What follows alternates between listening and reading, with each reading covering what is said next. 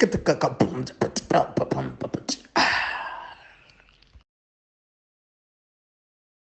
everybody, what's up? It is Mr. Extrodin back with another video. I'm not alone as usual. I'm with Rob Sibeko, and this is African Frame.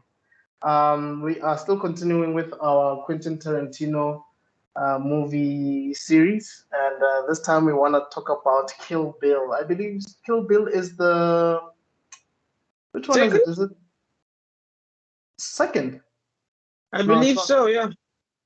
No, oh yeah, it is the second that we're doing, but I just meant out of Tarantino films, like which one? It might be his third one. I think Jackie Brown is second. I'm not sure because obviously Reservoir Dogs is Reservoir Dogs, Pulp Fiction. Then I think it's Jackie Brown, and then it's Kill Bill, I believe. So you're right. It's not. I think you forgot You forgot Pulp Fiction. Yeah, I said Reservoir Dogs, Pulp Fiction. Damn it. Reservoir Dogs, Pulp Fiction, Jackie Brown, and then Kill Bill, I believe. It's either that or Jackie Brown is after. I can't remember when Jackie Brown is. I'm not sure either. But yeah, anyway. So the film was released in 2003. It stars Uma Thurman as the bride. I don't think in the first one we actually know her name. I know she's Beatrix Kiddo, but I think we found out the name in the second, volume 2. We have Lucy Liu as Oren Ishii. We have Vivica A. Fox. We have Michael Madsen. We have Daryl Hannah. We have David Carradine, which we don't even see in this one. Yes. We just see his hands and we hear his voice, but we don't see his face, basically. Then we have Sonny Chiba. Sonny Chiba is an icon, especially in Japanese film. He has played samurai warriors and of that nature. Then you have Julie Dreyfus or something. I don't know. I'm butchering the surname, but I think she's the one who plays. What's her name again? Oh man, I love this lady so much. The shotgun one or the axe or the mace one? Isn't she the one who gets her hand chopped off? Yes, a mace. Okay, then the mace one, yeah. I just forgot Sophie something. Sophie Fatale or something like that. Oh, I know what you're talking about. Yes. And then you have Chiaki Kuriyama. I believe that's Gogo. Could be wrong. Oh, okay. Yes. And then you have Gordon Liu. Gordon Liu, I think it's that guy who was the head of the Crazy 88 or something. And you have Michael Parks. I'm not quite sure who Michael Parks is. But yeah, that's the cast of the first Kill Bill film. It was released in October the 10th, 2003. So this month in 2003, it had a budget of 30 million and it made over 180 million, which is not bad for a Tarantino film. Yeah. It's amazing. Of course. Yeah, of course. Yeah. Because he's not trying to chase blockbusters. Yeah. Yeah. What I like about this film is, well, okay, just before we get just a bit of trivia. So Tarantino wanted to do a 3-hour movie, if I'm not mistaken. But then the studio said, no, you're not doing a 3-hour movie. So he chopped it off into 2 volumes. And I believe he did a decent job because both of these movies are really good. I don't think one is less superior than the other. They're both absolutely good. And I like the fact that he was still able to make a great villain, even though the villain was not Bill in the first one.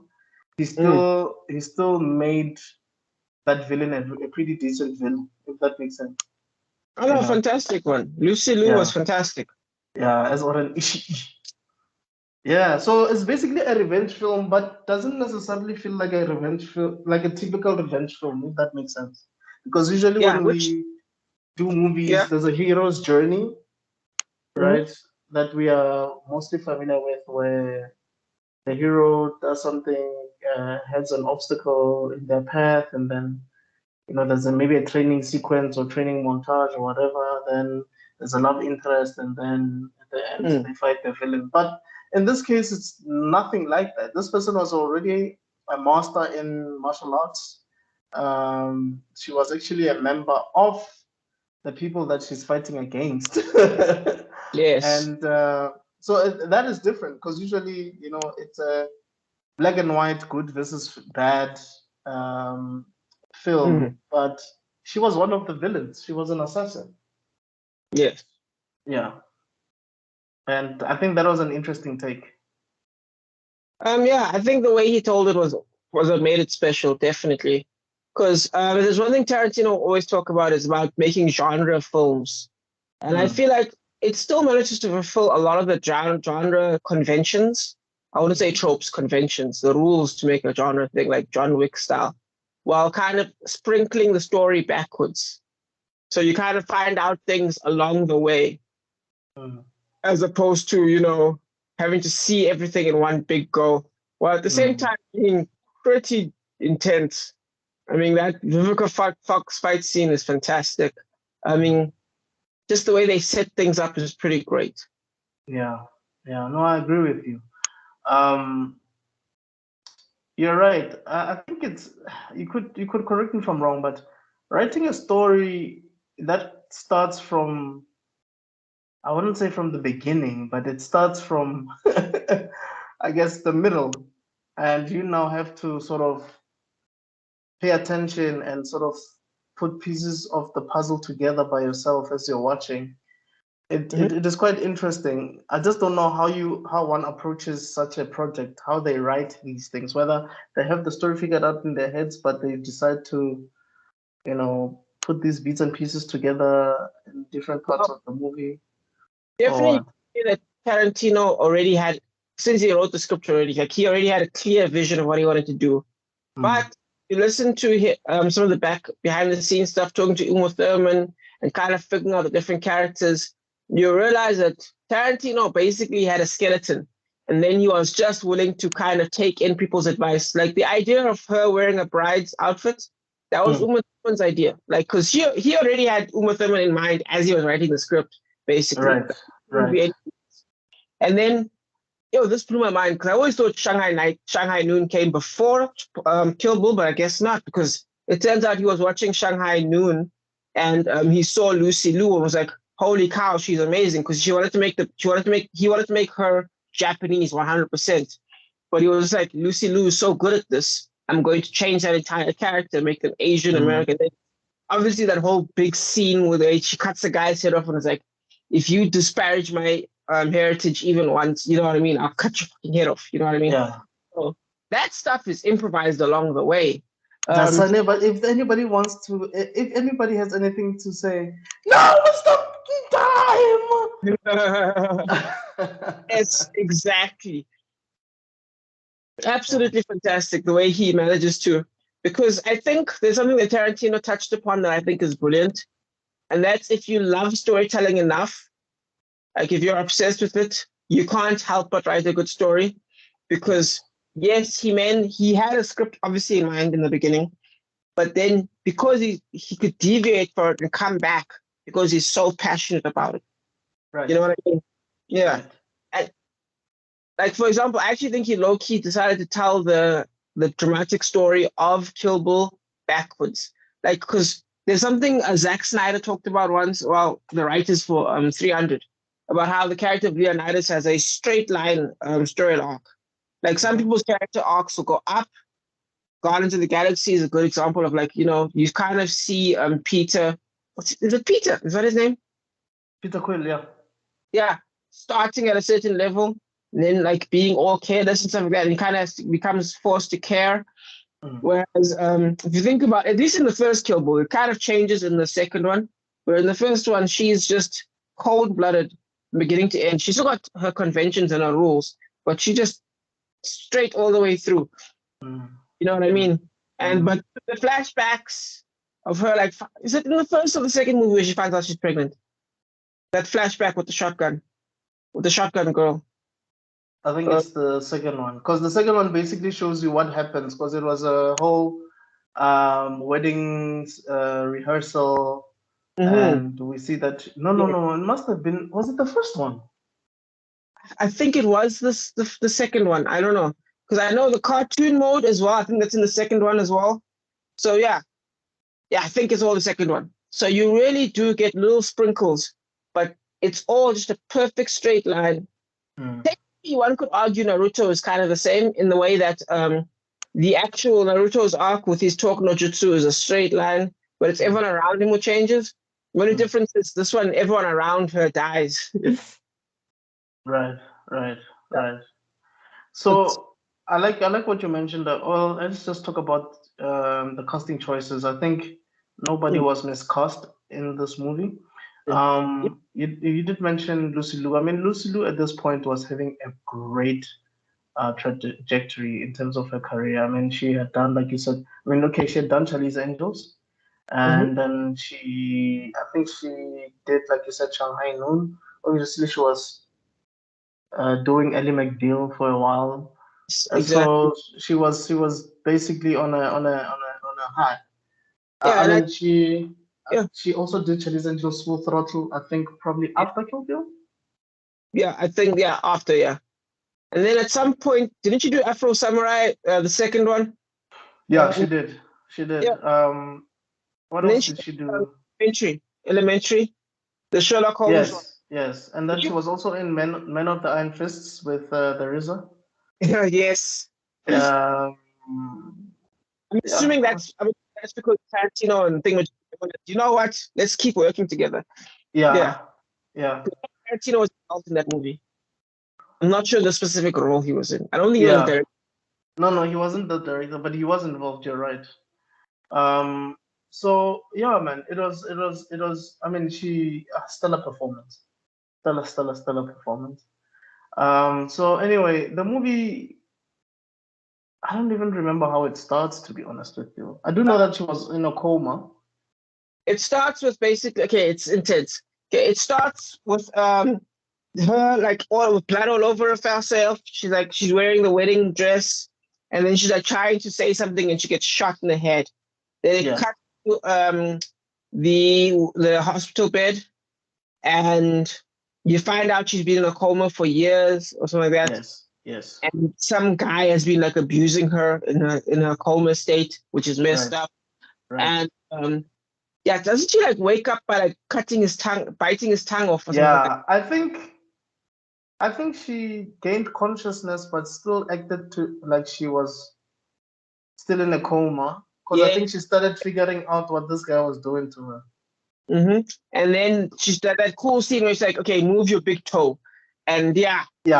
Okay, so basically what she did is after she bit the guy's tongue, she took the guy's keys, went to the parking lot, figured out which car this guy drives, and then the P-Wagon gets inside. Well, she was struggling to move her feet because she didn't get that whole physical therapy thing after getting shot, I'm assuming, because she was in a coma all along. So basically, she just had to now, I guess, her muscles, yes, train herself to move her muscles without a doctor being present, which is pretty badass. And yeah, she eventually learns to wiggle her toes. And then the first place that she goes is Vivica A. Fox's place. Yeah, I think she was Veta Green. Was that her name? I believe so. I'm not sure. Yes. Yeah. Okay, just to give a bit of background. So basically, she was a member of Bill's assassins. I think there's the Viper Assassination Squad or something like that. I believe so. Yes. And she was called. What was the nickname? You know me and names, dude. I forgot a name because everybody had a nickname. But because we do call her the bride, but I don't think she was the bride at the time, if that makes sense. Yeah. Anyway, so she finds. The code name was Black Mamba. And she was part of the Deadly Viper Assassination Squad. Yes. And also she's called the deadliest woman in the world. I mean, she was basically an all-rounder. She knew how to use guns, she could use swords, and she was a good hand-to-hand combatant. And you could tell that she was not weak-willed. Like she she didn't need anyone to convince her or to motivate her to do anything. She relied on herself. Of course. Yeah. Which is a very powerful. See, something that I like about writing is, but it's really hard to do. And I think a lot of us as writers, we forget this. Sometimes you need one scene that does a lot. Like, for example, that big toe scene. What on earth could be a better way of proving it that you're a creature of pure willpower than that big toe scene? I mean, we just discussed you chose to go through physical therapy, but you didn't. Pure willpower. Another example would be the movie There Will Be Blood. Basically, what happens there is him and the guy are mining for gold, but they accidentally end up finding a little bit of gold, but then finding oil. And then he has to, but then the one guy dies, and then he gets injured. And he literally has to crawl his ass across open plains for kilometers upon kilometers to get to the nearest town, cash in the gold, and then come back for the oil. Oh my goodness. So like that little bit, that little opener sets up who your character is perfectly. You know, like Indiana Jones as well. The whole going after the temple at the beginning sets up the character perfectly. Right. And I think sometimes people forget that you need something like that, something that hits. You know what I mean? A hook. Yeah, a hook. Yes, exactly. That's perfect. Yes, I forgot the name. Yes, a hooking scene. Yeah. No, that's true. So that sets it up. So now we know that Kill is a creature of pure will. So when she comes and she's already better and she's already healthy and she's going after Rebecca Fox. Yeah. And she makes sure to go basically during the day because she knows that everybody's gone to, well, most people have gone to work. It's the perfect time to go and attack somebody. Hardly any witnesses around that time. So she goes to Venita Green, codename Copperhead. And how Vivica A. Fox actually got cast in this role was Quentin saw her in Two Can Play That Game, which is quite funny because you're seeing Lucy Liu in Shanghai Noon, which is an action film. And Lucy Liu barely does any action in that. She's basically a damsel in distress, if you remember correctly.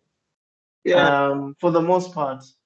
But Tarantino saw something that we didn't clearly. I mean, obviously, she was in Chinese Angels, so we knew she could kick ass. But in that movie, Jackie Chan was doing most of the heavy lifting. Then you have Two Can Play That Game, which is not an action movie at all. It's a romantic comedy.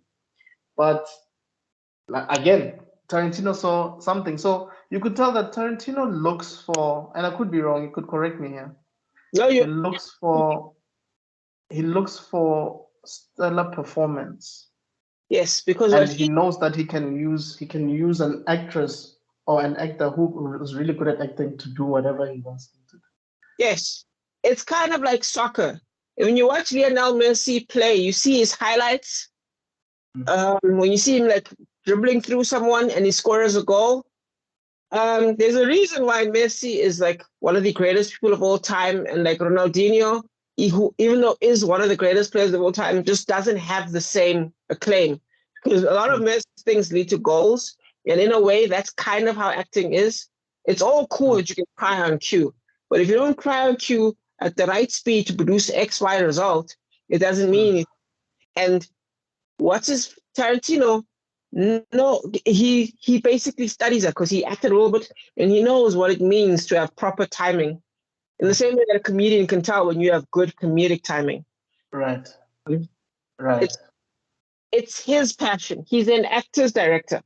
I mean, he will brutalize people. Don't get me wrong. He will brutalize you at some point. I think Uma Thurman had a hard time with the second Kill Bill because I think something happened to her. I think there was a scene where she was driving. You remember that scene where I think she was driving to Mexico or something, and she had a car accident on the way there. When you come that tough, like I think Tarantino even for Inglourious Bastards, like choked that. I think he choked her himself. Oh, Diane Kruger. Yeah, and she nearly passed out, right? Yeah, which is so funny because technically, a lot of guys have this happen to them all the time. But the point is, yeah, you kind of go through this hell. But and again, don't get me started on Christian Bale. He knows his hell. Like in one thing, I forgot the movie was called now. The one where he won the Oscar. No, not the one they won the Oscar. The one after that one. The one with The Fighter. No, the one after The Fighter. Same director, Christian Bale as well, but he had to be like chubby in that one. And they're like, it's fine, we're going to give you a beer belly. And then he was like, no, it's cool. 20 cheeseburgers a day, some shit like that. Deliberately gave himself a beer belly just for the role, because that's just who he is. Was it not Hustle? Is it Hustle? Yes, Hustle, yes.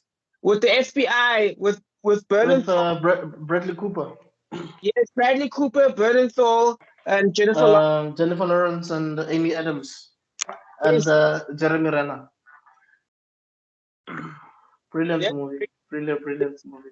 Great director that we need to talk about at some point. I've forgotten his name, but that man just walks into the Oscar room basically and like and takes his award. Give him a nomination because he's an actor's director, you can tell. I mean, he manages to round up these guys. What? Jennifer Lawrence has been like 3 of his movies. Wow. I mean, he got De Niro as well in one of the movies in Hustle. Like Hustle has an ensemble cast. Like he has a great ensemble. And I think it's because they know he's an actor's director, so they know that. Which is something we need to talk about at some point. Because I mean, you see that with Nolan as well in Oppenheimer. Almost everybody you can think of is in that movie.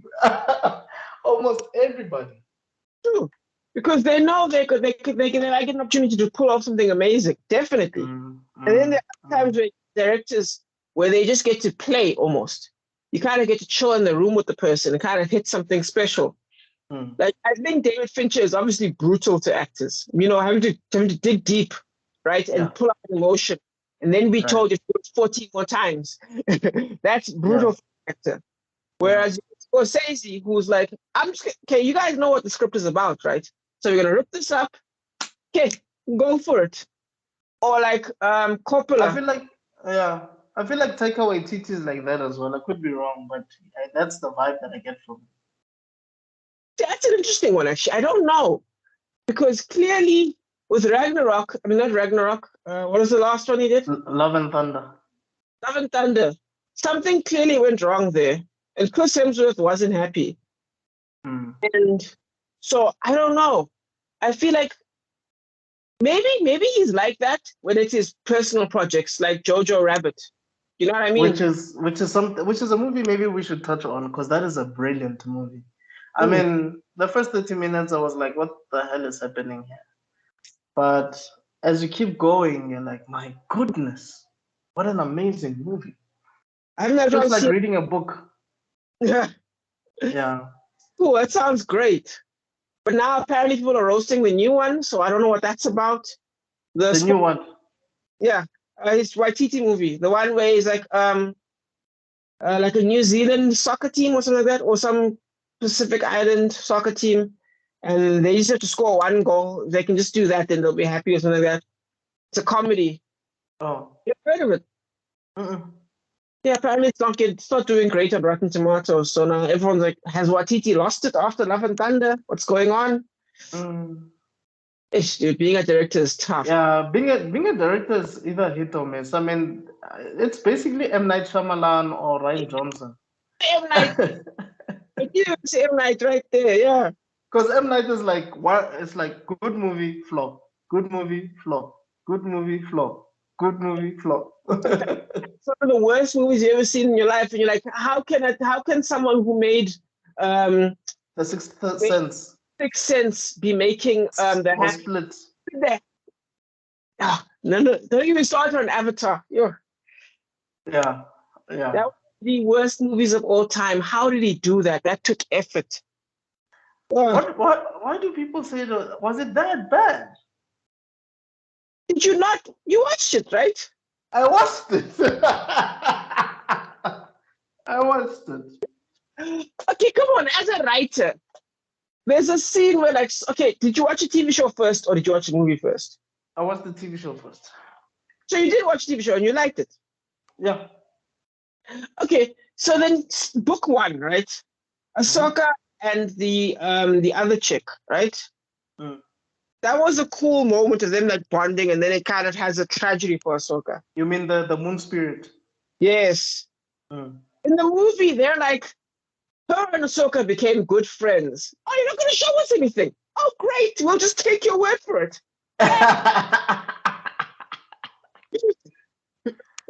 I just feel like the person who was miscast there was Dave Patel. Not that he was not horrible, but I mean he also said it that look. Seriously, he didn't look bored. But if you know what, I think we'll talk about it some other time. Yes, we need to. Back to the movie. So basically, yeah, she goes to Copperhead, and you know, when they meet up, obviously she's surprised that she's alive. Like, yo, you know, we thought you were dead. And they're quite cool about it. Obviously, she's not sure what Uma Thurman is gonna do to her. Yes. But she's quite calm about it. Because she knows that if anything happens, I have weapons planted anywhere.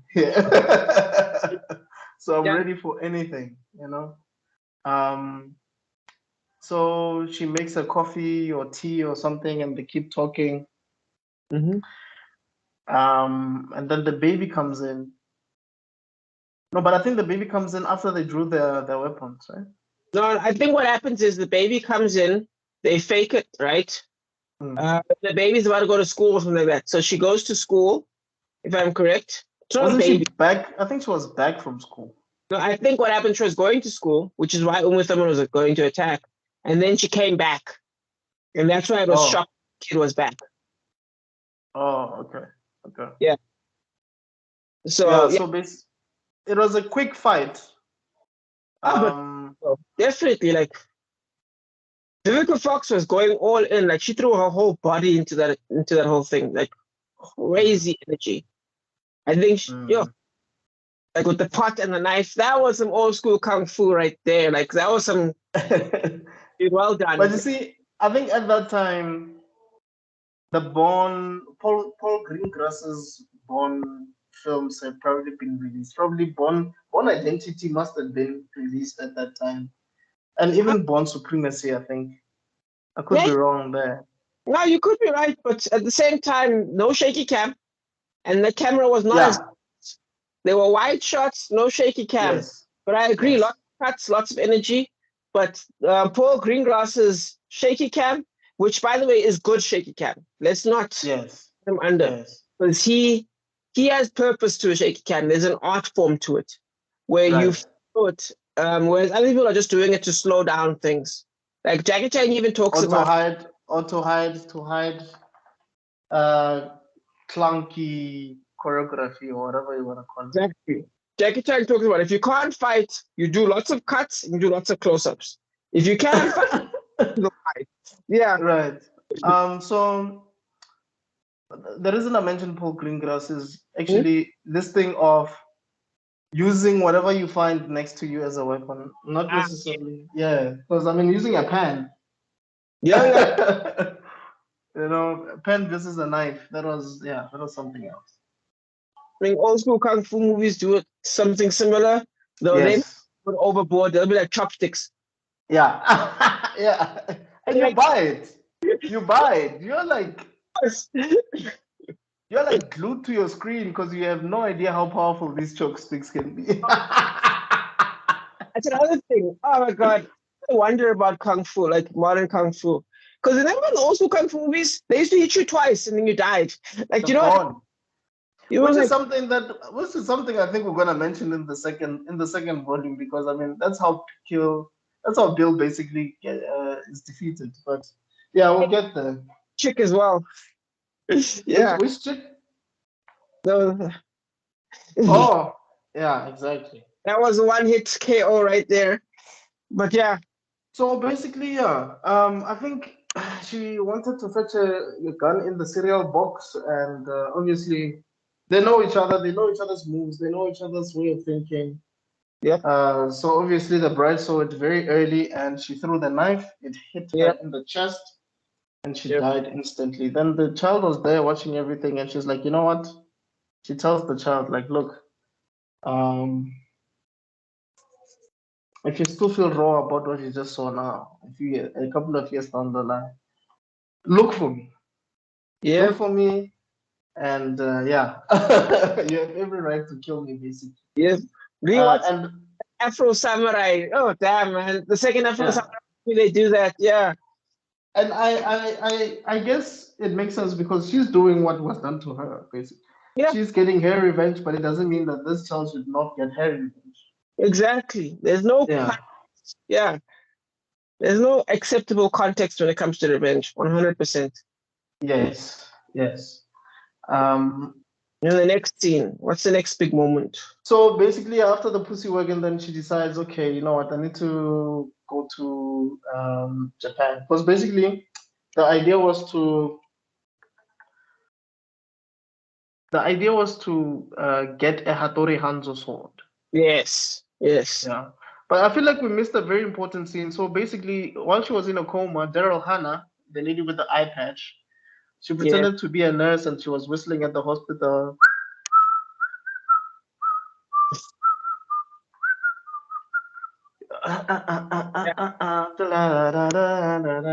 So basically, she had an injection. I believe that she wanted to basically just finish the job. Yeah. Yeah. I just don't remember what. Oh, I think Bill called. Mm. And I think he said that she shouldn't go with it. Like she shouldn't continue with that thing. And she was disappointed. Like why are we not killing her? I don't get it. But yeah, I mean, Bill is the boss. So if he says don't do it, you don't do it. Fair enough. Yeah. So anyway, she goes to Japan. When she gets there, she goes to this restaurant and she meets this store owner, played by Sonny Chiba. And they keep talking, and obviously they just think she's just a foreigner who just wants to get a Japanese experience. But then they realize that it seems like this one came for a specific reason, a reason that precedes this man's career as a shop owner or a noodle making businessman. And she says, I came here because I want to kill Bill. Or she said, either she said that or she said, I want a Hattori Hanzo sword, one of the two. Yeah. And then the man is like, you want the Hattori Hanzo sword? Why? Because I need to kill a man. So basically, right, to kill a rat or kill some vermin, right? Doesn't she say that? Oh, I need to kill a vermin. Yes. There must be some very big rats if you want Right. So, basically, she then gets accommodation from this man for a couple of days. So he forges a sword, a Hattori Hanzo sword, which is considered to be one of the most powerful swords of made by man. Apparently it's so powerful that it can even cut God or something like that, according to the narration. Japanese. What's that? You try to use the anime starts by you try to save a cat, and by the end of it, you're killing God. Yeah. So I think fun fact is Sonny Chiba played Hattori Hanzo twice. In the olden days, I think he played a certain version of Hattori Hanzo, whether a descendant or something. And then in this one, he also plays another descendant of Hattori Hanzo. So that was cool, man. Like you can tell that Tarantino actually knows his stuff. He does a lot of research through the movies that he watches. Definitely. Yeah. I mean, even the music that they play there was something he heard one day randomly, and he was like, "This track is amazing." and instead of Shazamming, he flew to Japan. You know what I mean? Like that's how much money we need, guys. I mean, most movies, that's what they do. I mean, I know Nolan would take a year just to read a book about a movie that he wants to do. Like Oh, if yeah. there's a project that is based on a book, he would read the book for an entire year, do the research within that year. I mean, do something like growing crops. Yeah. Crazy, crazy. Crazy. And on another level is, of course, Stanley Kubrick, who did so much research that his house is now a museum of the research. Pages upon pages of notes, pages upon pages of schematics. It's crazy. I've seen some pictures and some video. It is insane how much of it is. Like, just general knowledge? No, research for the scenes that he's setting up. Because remember, he never writes the book. He said to himself, I am not a writer. He gave that up. He said, I just want to be the guy that converts it. So like he would, of course, like write a script, convert it. Then he'd be like, okay, the script isn't good enough. So he'd write a new script, convert it, do new research, find out some more data, do more XYZ, XYZ, XYZ, models, all that stuff is being set up. And then eventually, after like years, the movie will start being made. Yeah, it makes sense. And I guess that's why his movies are considered to be one of the best movies of all time. I mean, someone made a commentary that Kubrick has done different genres in his entire filmography. Yeah. And you can't say one genre is weaker than the other. And the fact that someone is saying that, it makes you realize how much passion. Yeah, I mean, Eyes Wide Shut is based on a book. I had no idea that it's based on a book. Yeah, all of it. None of it is based on original material like that he made. Even The Shining. Even The Shining, obviously, is based Shining, of course, that's the most famous one, which is ironic because that's the one I think the writer didn't like. Stephen King didn't like it. I don't know why he didn't like it. Because he liked The Shawshank Redemption. Which is so strange, right? But here's the thing about Stephen King. They once gave him money to make his own movie, and it's the weirdest garbage you've ever seen in your life. And you're like, okay, but what is going on, Stephen King? He made his own movie where a truck comes to life, where trucks come out to life and start attacking people. And these people are stuck in a gas station and these trucks are outside. That's Stephen King's brain. So it's Which movie is this? It was some weird 90s, 80s movie, dude. It's so flippin' weird. It's hilarious. You should watch it. You know Nostalgia Critic? What? Nostalgia Critic. Yes, I've heard about this. Yes. I've seen a few videos, I think. Yeah, exactly. He's how I discovered this. And the thing is, it's not made ironically, but you would think it was a comedy, like made ironically, like you know what I mean. In terms of like guess if it's a parody or satire or whatever. Exactly. So I don't know. Stephen King doesn't take himself too. I don't know if it's because he doesn't take himself too seriously, or because maybe a lot of his ideas are more silly than the rest of us realize. Like we take him too seriously. Yes. You know what I mean? Or he takes things that you shouldn't take seriously very seriously, if that makes sense, and vice versa. And the things that you shouldn't take seriously, he takes seriously. I mean, the things that are serious, the things that are not serious, he takes serious, whatever. Yeah. I mean, think about it. It's a book. I mean, The Shining is a book about a hotel that eats people. Like, you know, that ruined it. Like, I don't know what the hell. You know, or like The Langoliers is about the time gets eaten. And if you get messed up, if you get left behind time, then you'll be eaten as well. I don't know. Tommy Knockers is about a spaceship in a, like, there's a lot of weird things in Stephen King novels. I've read a lot of his books. Yeah, it's just a style, I guess. But yeah, anyway, let's next. Yeah. So basically, this sword is forged, but yes, it is meant to kill Bill.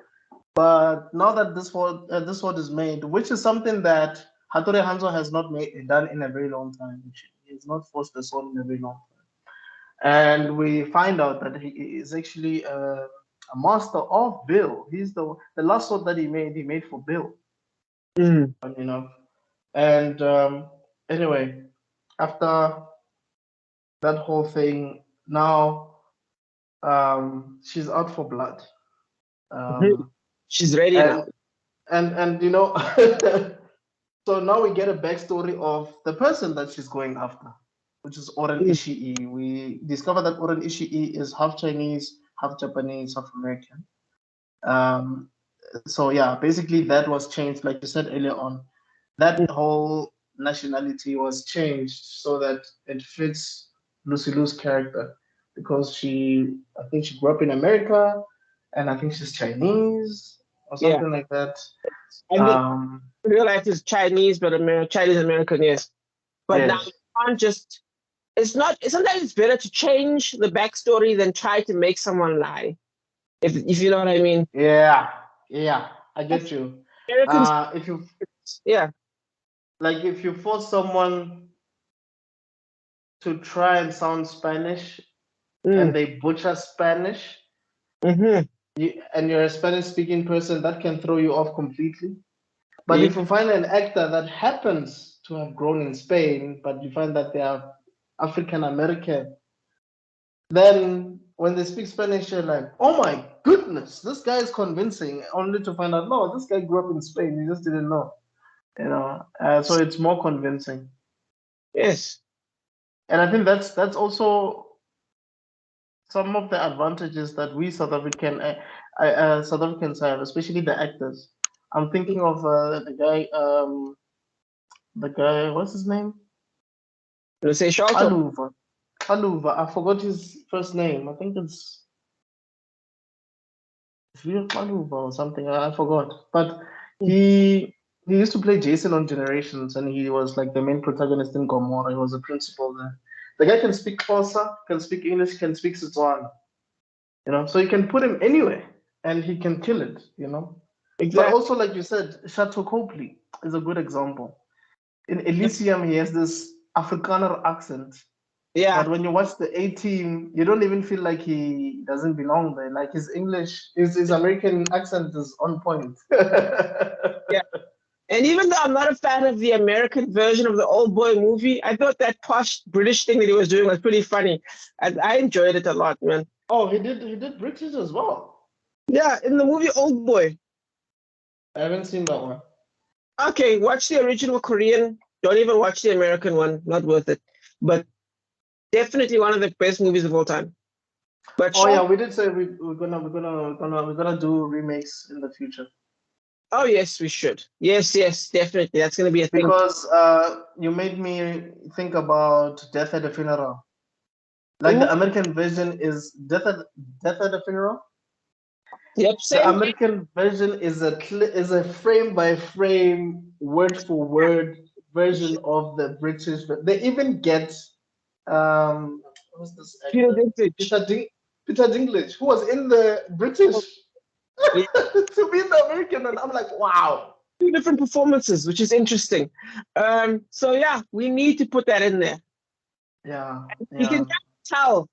And what's so nice about it being frame by frame is you can kind of tell, okay, yeah, this is where the Black American part comes in, and like the British part comes in. No, that's true. That's true because obviously Chris Rock does his thing. I mean, when it starts, I think Tracy Morgan gets some Asian guys like, you can take a chain up in here, man. Kevin Hart. It's Kevin Hart. Oh, Kevin Hart, yeah. It's like, he's like, yeah, I couldn't recognize him too. And it's like, no, you understand. It's an Asian person. Oh my God, that movie was amazing. Yes. But you see sometimes there's subtle differences, but sometimes there's huge differences. Yeah. I know we are off tangent, but I just want to make this point quickly. The scene where the main character says, "My father was a good man," right? The British version, you instantly feel the shift in tone.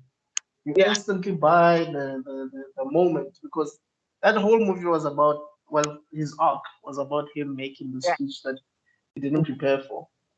When Chris Rock did it, I didn't feel it the same way I felt when I saw the British version. Not that Chris Rock didn't do a good job; he did a good job, but just didn't have the same weight as the The British version. I know exactly what you mean. And sometimes it's a cultural thing. Like one of the best examples of that is Death Note. You've watched anime, right? Yes. You've And watched read it. the manga.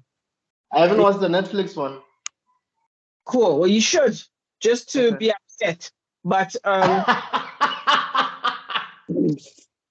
But I'm so Lakeith. What is his name again? Lakeith Suffield or the guy who plays L. yes, I know. Yeah. He was probably good in there, right? I'm assuming he was probably Here's good. the thing, right? He's a good actor. He's like Jake Gyllenhaal. He's Yes. the best part out of everything, but that doesn't mean the director was doing the right thing. You see, that makes Right. Right. yeah. Right. So, for example, here's the thing that someone once said, and I agree with it fully. With the Japanese one, right? It is a story of someone at the top sinking. Whereas because Americans have a fundamental different thought process of that thing, they put light at the top and then they crush him in the anime, right? Because it's Japanese. But then in the American version, they can't, like, psychologically they can't get that into their heads. So what they end up having to do is they force Al to be an underdog. Mm. You know what I mean? They force the underdog, so he has to work his way up emotionally. It's a very interesting thought process to the whole thing. And I would love that at some point. I'm excited for that to happen. Okay. No, then we'll definitely do that. Mhm. Yeah, so basically we get this background that Oren Ishii basically was a daughter of a military man. And basically one night, and this is actually a segment or a clip that was animated by Production IG, which is it's an anime sequence basically, which is really well done, and it's quite heavy. The music is great. Yeah. That scene actually really scarred me, man. I don't want to lie to you, but anyway. Yeah, jarring. Yeah. So I think his dad owed money. He owed Yakuza boss money, and basically they came to, I guess, fetch the money. They couldn't. I mean, he couldn't pay, so then they wanted to kill him. But then he started fighting them off. Obviously, he is outnumbered, and here comes Bill, and he basically kills this guy with the sword, and you see blood just coming out of them. I mean, that's what my cousin says, that the guy who killed him was Bill. But I think it might have been because of the hair. You see the hair, and you also see the sword. Yeah. And Oren Ishii is underneath the bed. She's still very young at the time. I think the mom is also killed, if I'm not mistaken. Yeah. Or yeah, because the mob boss threw her by the bed, and then I think he killed her with the sword. And then the sword almost got to Oren Ishii, but obviously it just missed her a bit. Yeah. And then she burned the house, burned her parents, and she was out for revenge from that day forward. She grew older. In high school, she pretended to be a prostitute. Was able to get into the mob boss's house, and just as they were about to have sex, knowing very well that this guy is going to be vulnerable, takes the sword and kills him. Yep. Beautiful scene. I mean, it was so bad. It was so hectic that I think one of his two teeth came out because he was. What do you call this word? Is it clenching your teeth? Yeah. Clenching your teeth. Yeah. Yeah. So. Okay. Yeah. No. Yeah. And anyway, after that, then she became a professional assassin, and they show her killing. I think it was a president of something. You mean the sniper scene, right? With the car? Yes, with the car, yeah. Yeah, great stuff. Yeah.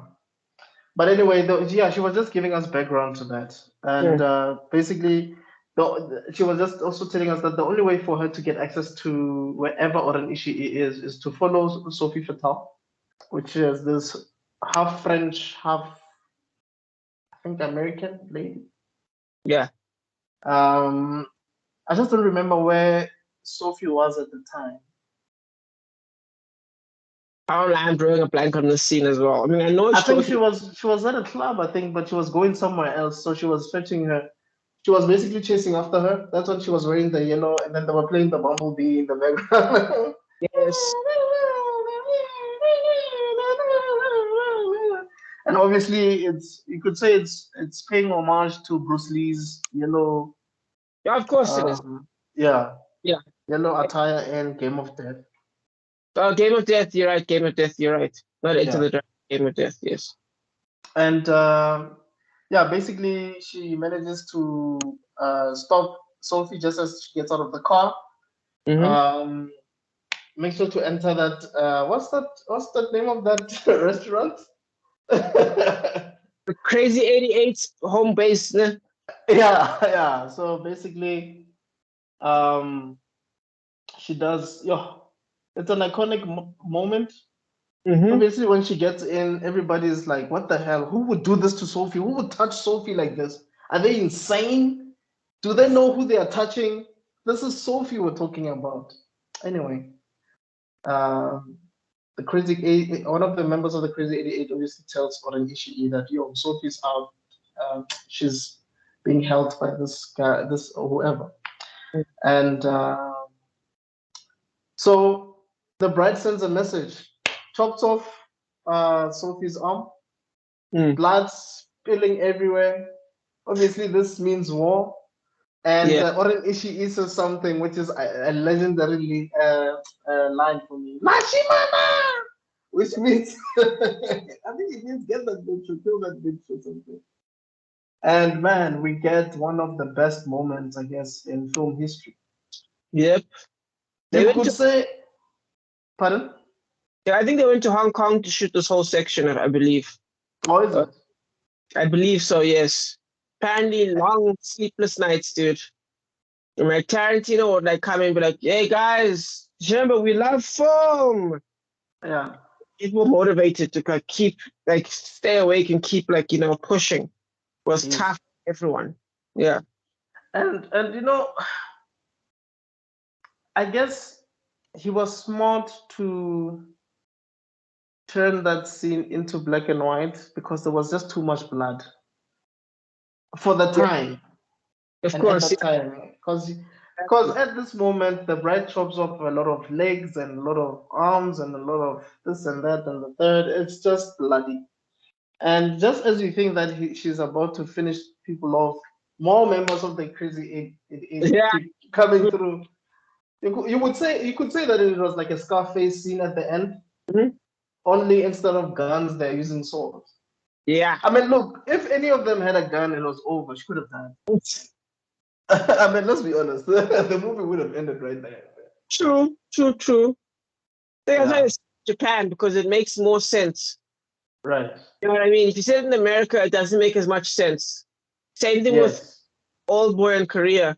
Like a lot of these fight scenes make a lot less sense in America. Yes. Yes. Mm. So eventually, so you could say that Oren Ishii had two right-hand men or women. Okay, three. Because the first one is Sophie, as we've mentioned, Yeah, of who course. is directly under her. Then you Yeah. have the ones who are, you could say they're under Sophie, who is the leader of the Crazy 88 and Gogo. And Yes. Gogo is this high school student, Japanese girl who is heartless, bro.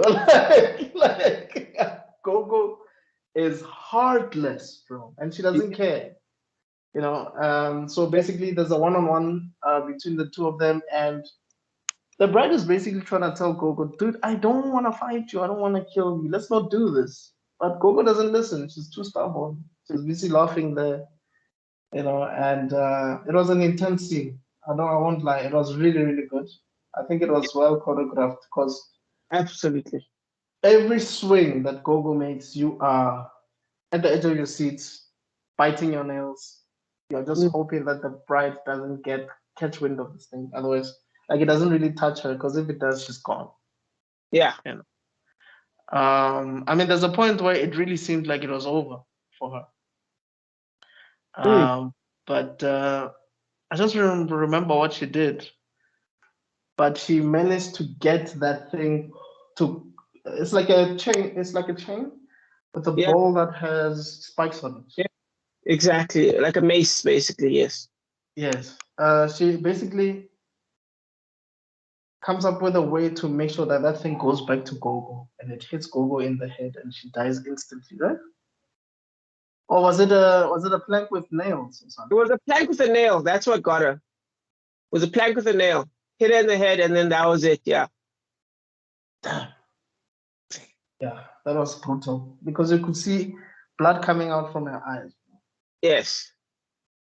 It was Ah, a beautiful, brutal moment. yeah. Hard punching writing right there, man. Hard punching. The only person who survived throughout that entire there are only two people that survived throughout that entire ordeal. Yes. The first one is the kid because he was way too young to join the Yakuza in the first place. So go back to your mother.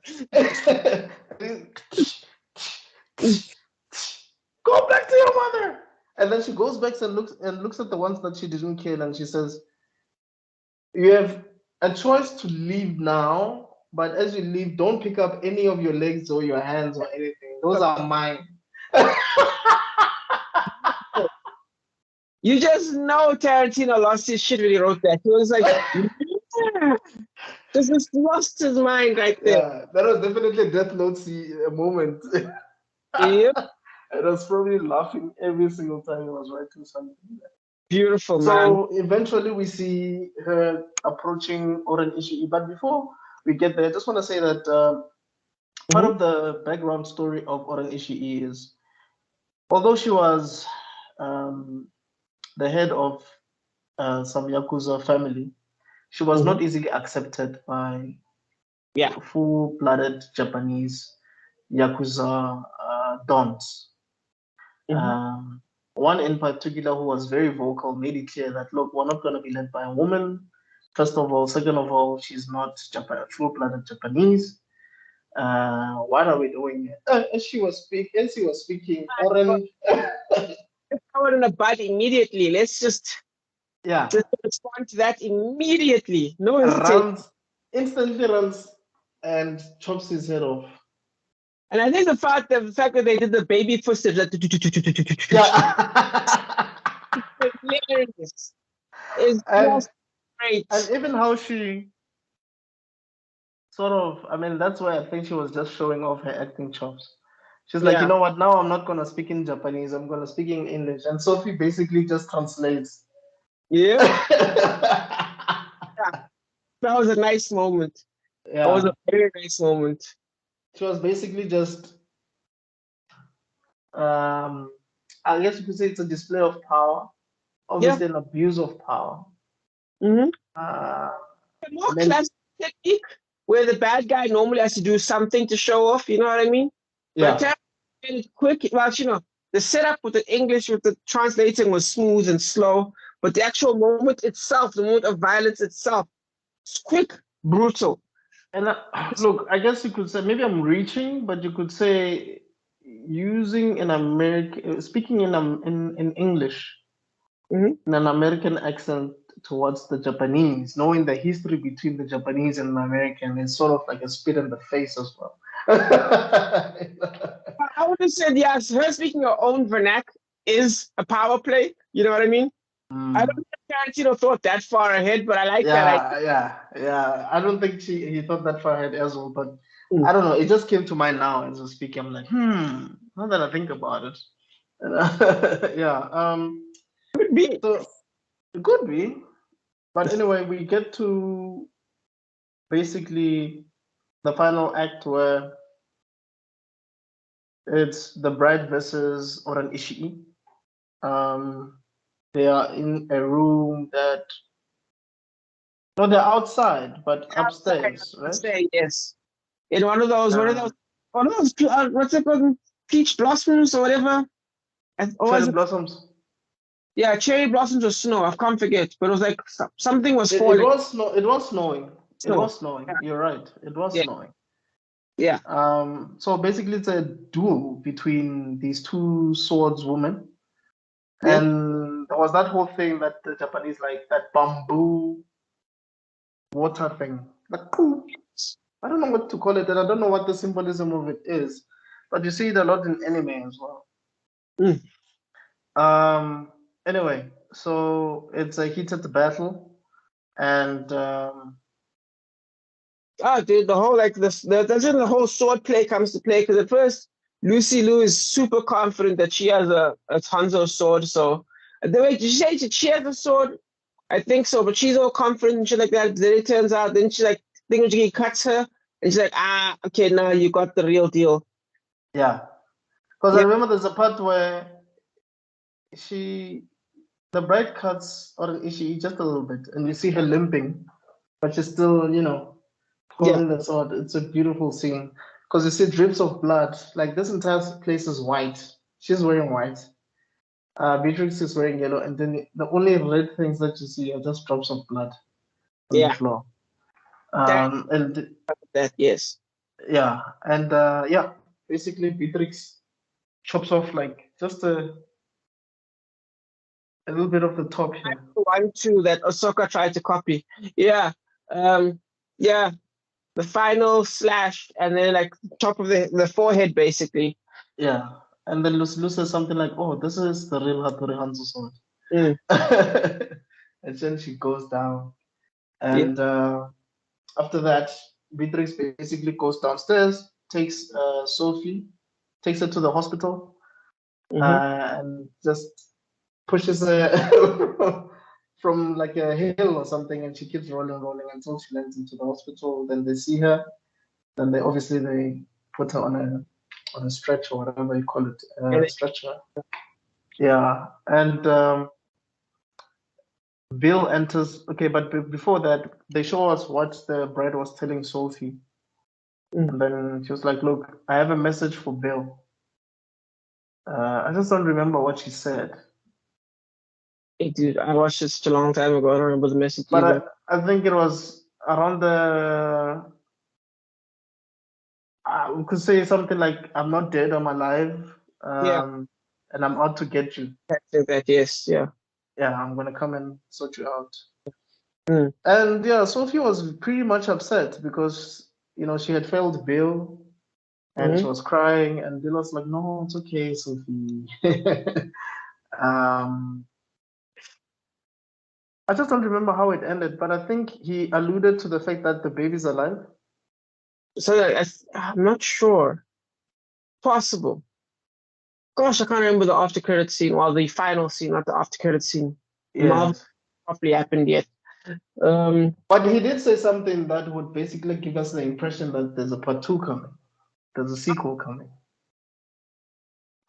I can't remember the last line. We'd have to look it up. And I'm already. I think it was something around the lines of, does she know her daughter's alive, or something like. You're right. I think that is actually it. Yeah, something like that. But yeah, that's basically Kill Bill. This time, I think we went around it a bit quicker than the others. But I don't think it was quicker. I think what the problem is that not a problem. I think the thing is about Tarantino with this one is there are a lot less beats, if you know what I mean. Oh yeah. A lot less things happen. Instead, it's more about the spectacle of the event itself. Right. Think about John Wick. A lot of things happen, especially in John Wick 4. So many things happen that almost don't have to happen. Like that black guy. It was unnecessarily long. Eh? Yeah. And then, the black guy with the dog. Yeah, I think if you removed him from the entire show, nothing changes. Yeah. You know what I mean? Like, I get he's the tracker, but come on. And even Kane, for the most part. Even the Russian, what's the Scott Atkins character? The fat Russian. Yes, that was such a long scene. What the hell? Unnecessary. Yeah, the whole poker scene shouldn't have happened. He should have just shown up and went, "I'm here for your neck," and then the whole party fight happens. That should have happened. You know what I mean? Yeah. They should have cut the thingamajiggy in half a little bit. But so many. Okay, it's not even that it took long. It's that things kept happening, and you're like, "Oh, this is." So Tarantino's one is almost the opposite. Like, why we're in Japan now. They need the thing. She got the thing. She ends up immediately at the main guy's base. She doesn't have to look for it. She doesn't have to make a heist first. Nope. Right. Yeah, it's amazing. And all of that stuff, like a lot of the deep stuff happens in the second movie. Yes. Yeah. I just want to verify something. Was Sophie part of the Deadly Vampire Assassination Squad, or was she just, or So. she is? She was part of the squad, no? I don't think so. I don't think so. Because Madison, because how many? There's like 5 people there. I don't think she's even in the flashback. I think she just kind of shows up as an assistant or something like that. Oh yeah, she's just Ornishi's assistant, no? Or rather, or rather Bill's assistant or something. Because I was reading comments a couple of days ago, and they were saying Sophie actually didn't do anything to the bride. Like she wasn't part of the people that were basically terrorizing. Yeah. But unfortunately, an example had to be made out of her. Yeah. You know, so people were just saying the fact that she's part of that gang makes her an accomplice of sorts. Yeah, that's or good. Culpable. Yeah, I mean, you could be sad about Sophie, then watch the entire Crazy 88 get massacred and be like, what did Sophie do? Nah. And also, someone did mention that in real life, Sophie would have died a long time ago because she lost a lot of blood, eh? Oh, yeah, of course. You can't just. And then, like, no one was helping her until the hospital. The roll down the hill by itself probably would have killed her. So, I think, yeah, you just have to accept that. Yeah, no, that's true. That's true. But out of 10, how much would you give it? I think I'm gonna give it a 7.5. Okay. It is a basic movie done excellent, if that makes sense. Yes. Because he's a genre man. He took a basic genre thing, following genre tropes, and then turned it into something excellent.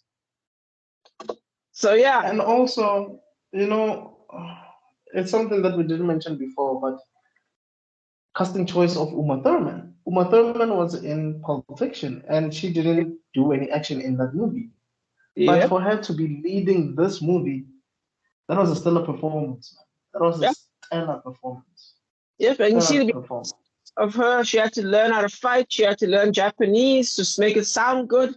She had to choose things at the same time, and she pulled it off. Definitely a performance that we. I genuinely believe that she should have been nominated for an Oscar. At least. For some reason gets like before Brad Pitt finally won something that Tarantino did, I think, because I think Brad Pitt won an Oscar for his performance, I think. Samuel Jackson got a nomination, I think. Yes. For Django. But I think a lot of the stupid Hollywood committee aren't. They're too snobbish, if that makes sense. Yeah. They're too snobbish. So they're very hesitant on giving movies like Tarantino stuff the accolades it deserves. Because a lot of these actors are out here turning their A game. Even Nolan. Yeah. I mean, yes, Nolan has, okay, the stuff that he has done has won an award, but he hasn't won an award. But Heath Ledger would win something. You know, so you realize that there is a bit of bias there. I mean, I think someone also asked why haven't Marvel superhero movies won anything? Like when you think about Endgame or when you think about Black Panther, I'm not talking about maybe the movies themselves, but whether it's the acting or the costume designing or. Okay, I see what you mean. Okay, I see what you mean. Yeah, I could be wrong, but I think there are some masterful performances in. Let's see, what's a good example of a Marvel movie with just a genuinely good performance? I did like Tony Stark's in Civil War. I thought Tony Stark did a great job. He did. Definitely killed it. He did. For me personally, I would say the scene that really captivated me. Like I was mesmerized, and which is something that I'm hardly that mesmerized when I'm watching a Marvel movie. But that scene, the scene between Tony and Peter, when we see Peter for the first time, whoa, that exchange. Wait, the funny one with the Jesus. Which Peter are we talking about? Peter Parker. Oh, okay, yes. Absolutely, dude. For me, that was amazing. Where it's like, I don't know what you're talking about, and he keeps he's poking the ceiling, and then the suit falls off, and they keep talking, and it's like, I needed to come with me. I can't. Why can't you? I have homework. Yeah. You know, that whole exchange for me, it was Yeah, amazing because it was the first time I saw Tom Holland, yeah. and I didn't know what to expect of him. But when I saw that acting, I was like, this kid has something. This Yeah. kid definitely has something. That scene has to carry a lot of weight in a very small amount of time because Civil War is a busy movie. A lot of things, a lot of parts moving at the same time. So Right. they gave that man like 5 minutes to design an entire Peter Parker personality. Like, and then I think the actors were at the top of their games, really put things together to make that emotionally build up. And Right. you know what, we don't see that much of him until and then Infinity War when I don't feel good, Mr. Parker. You know what I mean? I don't feel so good. Yep. Mr. Stark, I don't feel so good. Yep. Yeah. His performance there. And don't forget about the whole him getting mad at Captain America. That was my favorite. Yeah. Him getting mad at Captain America.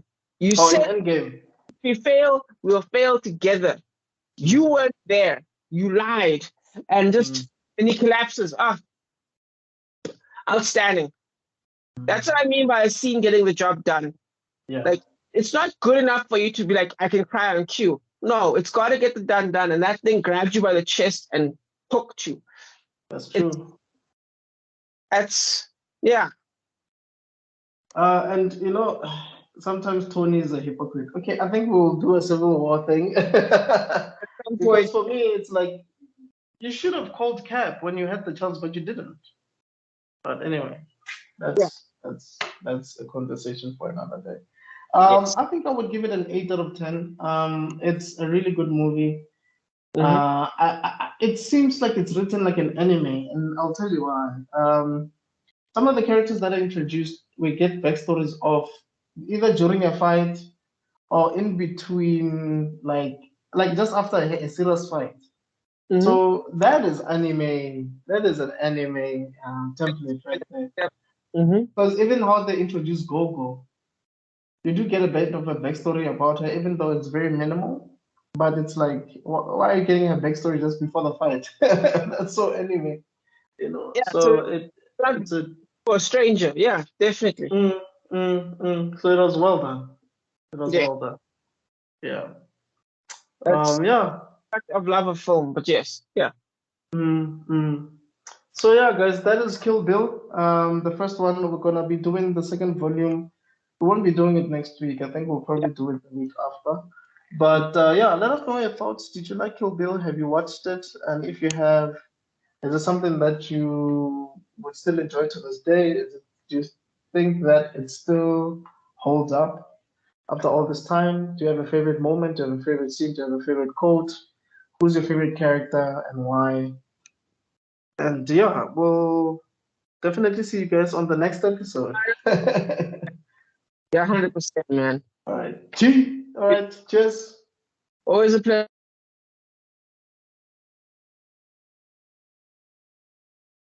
What's up, everybody? This is Mr. Extrodin back with yet another video. This is African Frame Podcast. Thanks everybody who's been checking out our videos. We truly appreciate it. We appreciate all your likes, your comments, and anything of that nature. I'm not alone as usual. I'm with Rob Sibeko, a filmmaker, a writer, an author of books. If you're new to the channel, please don't forget to like and subscribe. And like I said before, this is African Frame Podcast. Basically, we dissect movies. We love film. We dissect movies. It's basically like DVD commentary. If you remember when we used to have DVDs, but without the visuals. And what can you expect from us? Basically, you can expect film trivia. facts. You can expect behind the scenes knowledge. You can expect just two passionate guys who like films, and we're just going to be discussing as many films as we possibly can. We're just the students of the game, if you would like to put it that way. Yep. So today we're still continuing with our Tarantino, I guess you could say, series, and this is I believe this is the third film that we're doing, right? Yeah. No, well, no, man. It's our third Tarantino. No, Hateful Eight, Kill Bill 1. Yeah, so I guess it is our third Tarantino movie specifically. Yes. Yeah. So this is Kill Bill 2. Just some quick things that before we start. So Kill Bill 2 was released in 2004, and it grossed $152.2 million worldwide, with a production budget of $30 million. It was directed and written by Quentin Tarantino. Quentin Tarantino considers this and the first as one film. So you remember when we were talking about how he still needs to release like 10 films. So I don't know if he released 8 then, since he considers these two one. Yeah, I believe so. Yeah, so Hateful Eight that's why I think they use the word Hateful Eight, because they call that 8, I guess. Right. I'm not sure. So, like we said before, this film stars Uma Thurman. Uma Thurman had worked with Tarantino before in a film called Pulp Fiction. We have David Carradine. David Carradine starred in a series, I believe a TV series called Kung Fu or Kung Fu Master.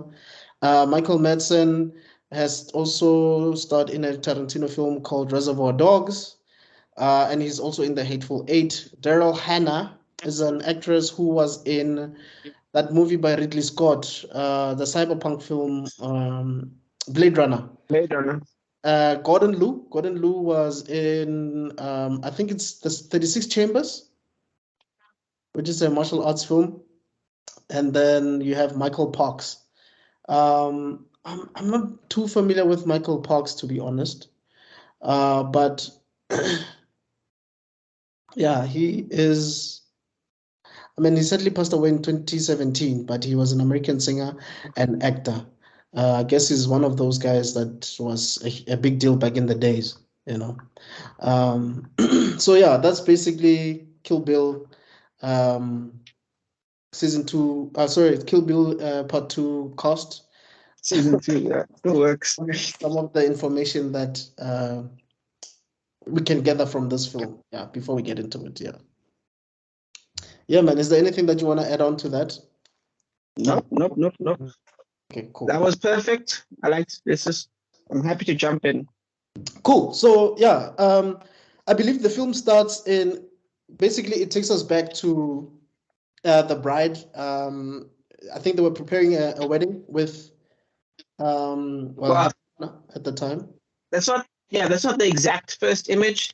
The first image is actually a repeat of the gunshot to the head, where she says it's yours, and as she says it's yours, he shoots him in the head. She gets shot in the head.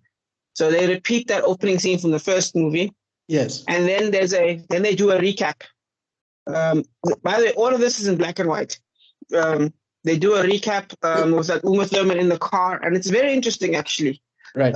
Because Uma Thurman is basically, they do that thing that they did again with like the opening image. You get the obviously fake car, and then like the whole movie car thing, where it's like they bump the car basically like this, and then there's fake background kind of thing going on. It's deliberate, because it happens more than once in this film. Yes, and then eventually they do put in like a real car in some scenes, but yeah, it's very deliberate. It's very artistic. And then there's a very cheeky move that he does, like in the same way the way he crosses off the list, right? Where you can see the first name is technically done. In this one, she basically says, "I'm going straight to Kill Bill. I've killed everyone," which is a very interesting little thing that they do there. But yeah, that space, and so it sets up that the current scene is actually in the future, just like the other one was. And then we get a little narration setting up that it wasn't that the massacre was not on the wedding day, but the rehearsal. And then we get cut to the church. Yeah, cut to the church. Basically, this thing is happening, and we actually get introduced to who was meant to be the future husband of Beatrix. Mhm. Some cool guy. Obviously, in this film, we get a lot of David Carradine than the previous film because now we actually get a face reveal. He actually meets this guy. And fun fact, basically Samuel L. Jackson was in this scene because I think he was playing the piano. Yes. Even though Yes, the pianist. Yes. it is a very minimal amount of screen time that he gets, but he's still in the film. I don't even know if he's credited in this role. I don't think he is. I believe it is not. He is. Because let's see, I was going to talk about it at the end of the movie, but yeah, they do this cool credits thing where they basically show everyone that was in the movie, Right. and yeah, he's mentioned in the credits. You see him. Oh, okay, cool. Yeah. So basically, we get the impression that Bill is happy with what's happening here, and Beatrix is all chilled because she didn't know what was going to happen. Yeah. Right. Actually, nobody knew. Yeah, but at the same time, I think Tarantino does something very clever that he does in a lot of his scenes. Basically, it's what he's known for. I've heard some people refer to it as the sword of Damocles over his head, over every character's head, basically, you know what I mean? The threat of instant death. And we've discussed this before about the old bomb under the table, and that's what makes the scenes, that's what makes all of Tarantino's scenes so interesting, because this could have just been a basic scene, but we know what's going to happen. Do you know what I mean? Right. We know what's going to happen, so we know it's about to go down. So, like you're saying, everyone around Thingamajiggy doesn't know. I don't know if you should use a name yet. Let's just say Uma Thurman for now. Basically, they don't know what's happening, like you're saying. Exactly right. Uma Thurman doesn't know exactly what's about to go down. She thinks that Carradine does a very good job of convincing us that nothing's about to happen. Meanwhile, yeah, definitely, I agree with you completely there. Because you love him, actually. Yeah. You don't have an issue. It's like you're so immersed in the moment that you actually forget that this is about killing this guy. This movie is about killing this guy. you know? And at first you think there's some tension there where they first see each other and she's like, and they're like Bill is talking to the guy. Yeah. And the guy's like, maybe you should come to the wedding and stuff like that. And then Uma Thurman's like trying to play that down. And in that moment, you can kind of see that Uma Thurman's a little bit scared. Yes. There's a little bit of tension there. Yes. But then Bill works hard to try and ease that basic to the point where she's like really happy. And it's like I won't thingamajiggy unless you let me walk you down the rehearsal aisle. You know what I mean? Yeah. Yeah. I won't bless the thing. And I just think that was okay. There's something we never discussed before, and I think it really shows in this one because they went for a Western aesthetic. Like they went full Western. Right. And that's the cinematography. It was so beautiful in this one. Like there's this shot of the door where the camera locks, and you see the door, and you see Uma Thurman go into the door, and it's like it's a frame. They call it like a frame within a frame. So there's the actual film frame as we know it. Then there's like a little frame inside a frame, basically, where you kind of see character inside a frame. And you kind of get that and because it's black and white, the frame is basically all black. And then she's like this beautiful white dress figure that's looking out into the open. And she stares and she notices something. Well, no, she hears the music. That flute, that whatever. Right. Yeah, the flute. And then, she goes out to go investigate, and there's Bill. And it's just visually stunning. And there's something we also never discussed in the last one. And that's the sound. Because like when they're talking, you hear every footstep and it's exaggerated. Yes. And you hear it's like an anime almost. I describe it as in the same way an anime uses speed lines, Tarantino uses sound to like extenuate the scenes. Steven Spielberg once said the visual is only 40% and the sound is 60%. And Tarantino takes advantage of that in a beautiful, tense scene. Yeah. And I guess this might have had a really, really great impact if you're watching it at the cinema. because at the cinema the sound is probably 10 times louder than, you know, whether you're watching it at home or whatever. And the space that you're in, the huge space that you're in, makes certain scenes more chilling than they should be, because there's a certain mystique to those kind of scenes where there's suspense, obviously, and you're thinking to yourself, what's about to happen next? And the fact that you're feeling like that, and you're basically immersed in this world better if you're in the cinema at that point. And I think that's what makes watching certain movies at the theaters more thrilling than actually watching them at the comfort of your home. It's that feel that you get. Yeah. And that's where cinematography comes in, and the use of cameras. Right. Because for example, as a filmmaker, for example, you get different kinds of lenses, right? You get the 50mm lens, right? It's considered the level of the human eye. The human eye basically sees it the quality of a 50mm lens. What a lot of directors like to do, Christopher Nolan, Tarantino, those two especially, like they fought.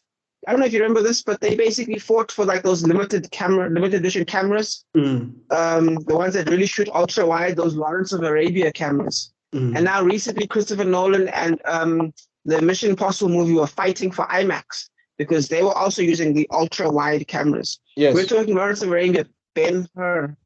That, like right now, your phone is basically like that thing makes a movie so much better. And when people say you can't watch it on a TV, that's what they're talking about. And the whole like there'll be scenes, panoramic view, I guess. Is that what it is? Exactly.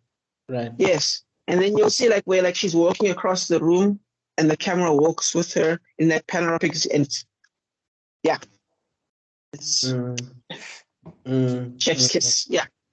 And I've heard recently that I think someone asked him if he's going to be doing a third Kill Bill film, and he said, look, that thing, this project drained him so much that he doesn't think he's going to be doing any Kill Bill related film ever again, because he went all out. I mean, remember also, I think Uma Thurman was pregnant when they were still filming.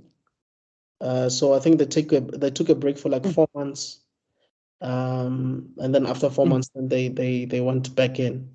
So you can imagine that producing this thing took longer, because for one, he shot 2 films, even though his intention was back to back. Yeah, so it was 2 films back to back, and he went over budget eventually because you're filming 2 films. I mean, you're doing 2 films. Obviously, you're gonna go above budget, and you still had to wait for the lead to give birth and recover and all of that. Yeah. So, yeah, this must have taken a toll on everybody involved. Absolutely, and he was a young man then, and yeah. Funny enough, also, I don't think you can get away with the same moves. Huh?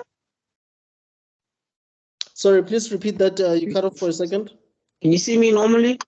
Yeah, I can. Is it me or you? Okay. Basically, I was saying I was thinking about this recently. I don't think you can get away with another one of these movies. I don't know. Number one, it's not that PC. Yeah. That's number one. Yeah. And number two, this is the original John Wick, right? And if you think about the cleverness of these shots, nowadays people want more drawn out fight scenes like John Wick style. Even Nobody, which had shorter fight scenes in John Wick. I don't think you can get away with this punchiness that Tarantino got away with. I think people might think of it as too inefficient storytelling. And like you said, 30 million budget, probably be 130 million budget. The same movie right now. Right. So I don't know how he could actually manage. I think he'd have a really hard time putting everyone back together. I mean, you could technically do it without Uma Thurman. You could just say, Kill Bill 3, the story of BB, the kid. You know what I mean? Yeah. The daughter, exactly. But yeah, I don't know. I think it would be interesting to see a 3.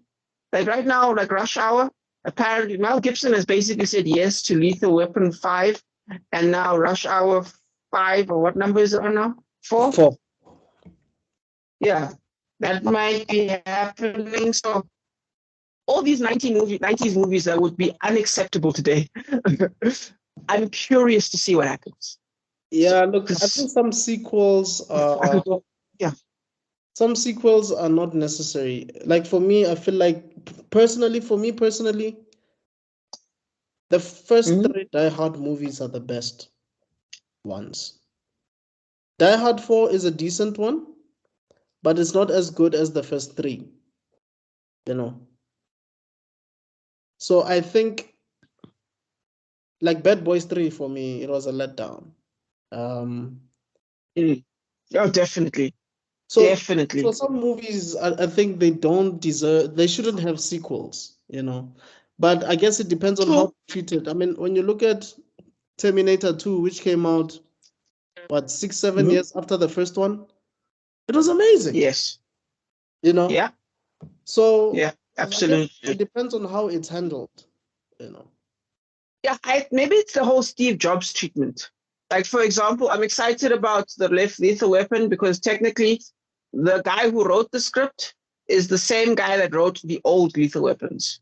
Before he died, he was like 90 years old when he wrote the Lethal Weapon 5 script, basically. Richard But Donner. Yes.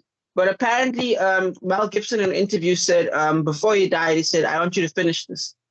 And he gave it all to Mel Gibson. So Mel Gibson, who is a fantastic director. Mel Gibson is one day I need to have like a deep dive on Mel Gibson movies, like Get Gringo, all these movies that he's done. Man's a fantastic director. So this is a great opportunity. I don't know how old Donald. Did he direct Braveheart as well? Yes. Wait. Apocalyptico is the best one to actually name him by. I think he just starred in Braveheart. I don't actually think he directed it. I'm not entirely sure about that one. But Apocalyptico, that's the one that really put him on the map, besides Passion of Christ, of course. Yeah, because Apocalypto came out after Passion of Christ. Yes. But yeah, Apocalypto was amazing. It was an amazing film. Yeah. Absolutely. And Passion of Christ was so intense, it literally killed people. Really? Yeah, people died of an actual, I think 4 people died watching the movie, like heart attacks and shit and stuff like that. Because of Yeah, well, because of the passion of the movie, the intensity of the movie. Wow. Like they were really into it, and obviously emotionally it was too much for them. Jeez. Quite literally. That's hectic. Killed people. I didn't know. Yep. Hectic. Yeah. Hectic. But it makes you wonder. It's like I heard that Avatar was so good that people actually got like medically depressed because they knew they were never going to go to a place like that.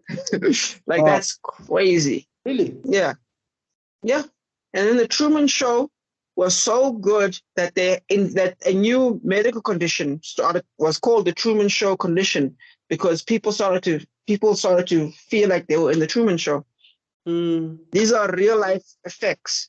Then of course Death Note. I think there was only one murder tied to a Death Note, as in for someone actually killed someone and blamed Death Note kind of stuff. But yeah, it's kind of interesting when movies have such an impact. Though I feel like the Death Note one is not as cool, but the other ones, yeah. That's crazy, man. Yeah. Maybe one day we'll get into that because look, the typical stuff that we know is how people maybe were on the brink of, I guess, serious mental conditions and they watch something and then it changed their perspective on life. Some people have become successful. I'm not sure if you're familiar with a series called Entourage, but in Entourage, yeah, of course, Jeremy Piven plays a character called Ari Gold, and someone actually became an agent because of Ari Gold. That's cool, man. Yeah, man. So some of these movies, they actually have such a positive impact Of in course. your psyche that you actually want Yeah. to become something based on a fictional character, which is truly fascinating. Absolutely. I mean, look at the author, the guy who did War of the Worlds. Orson Welles? Orson Welles, yes, some of his inventions inspired a lot of real life inventions. Some of his sci-fi ideas involved real life. And then remember, touchscreen and tablets and stuff like that weren't really that prevalent before. Not Total Recall. What is the Steven Spielberg movie with Colin Farrell again? Spielberg. Tom Cruise and Colin Farrell. Spielberg, Tom Cruise. Minority Report, yeah. But also, like that. What's this movie that Kubrick did? 2001 Space Odyssey as well, because tablets were in that film, and that film was released in the 60s. Yeah. And also Star Trek. I think Star Trek inspired the cell phone or something like that. I just don't know. You mentioned someone earlier on. I didn't know that. Also Orson Welles. Yeah. Orson Welles is hailed as one of Cecil B. DeMille are basically hailed as one of the best, I guess you could say, film directors of all time. I still haven't watched Citizen. Have you watched Citizen Kane? Of course, it's one of my favorite movies of all time. It holds up to this day. By the same guy. It's by Orson Welles. Yes. Oh wait, no, wait. When you say Orson Welles, I meant the writer of the book War of the Worlds, not the guy who not the guy who made War of the Worlds. But yes, Orson Welles is of course ahead of his time as well. He's a genius. Yeah. That man, with little knowledge, created one of the greatest films. Like, it holds up so much. Like, you should watch that and 12 Angry Men. Those are movies that are in black and white. Yeah. Would you say that he was ahead of his time? Absolutely. He was a genius. I also think Charlie Chaplin was ahead of his time. Definitely. I also still think that Cecil B. DeMille was ahead of his time. Cecil B. DeMille did the Ten Commandments. And the reason I think that he was ahead of his time, some of the animation that is in that film, and I think it was released in the 30s, dude, it was like the special effects of that time. It was amazing. It was truly amazing, so I think we need to do a series of old movies, your Ben-Hur, your Spartacus. Because there's a movie there's two movies that I have in mind that I would like us to do, which is the VIPs. And because the VIPs has Richard, who's this guy? The guy who married Elizabeth Taylor. I think is it Richard Burton or something. And then the other one is Goodbye, Mr. Chips. But I don't know those ones. Okay, yeah, definitely. Yeah, and we should also do the whole. Remember that other series we're gonna do with the two movies. So we must also do the whole 9 yards and the whole 9 yards. The Burt Reynolds one and the Adam Sandler, Chris Rock one. Yeah. Funny enough, between those ones, there's a football one that was released in Britain. I don't know. Yes, with Vinnie Jones. Vinnie Jones.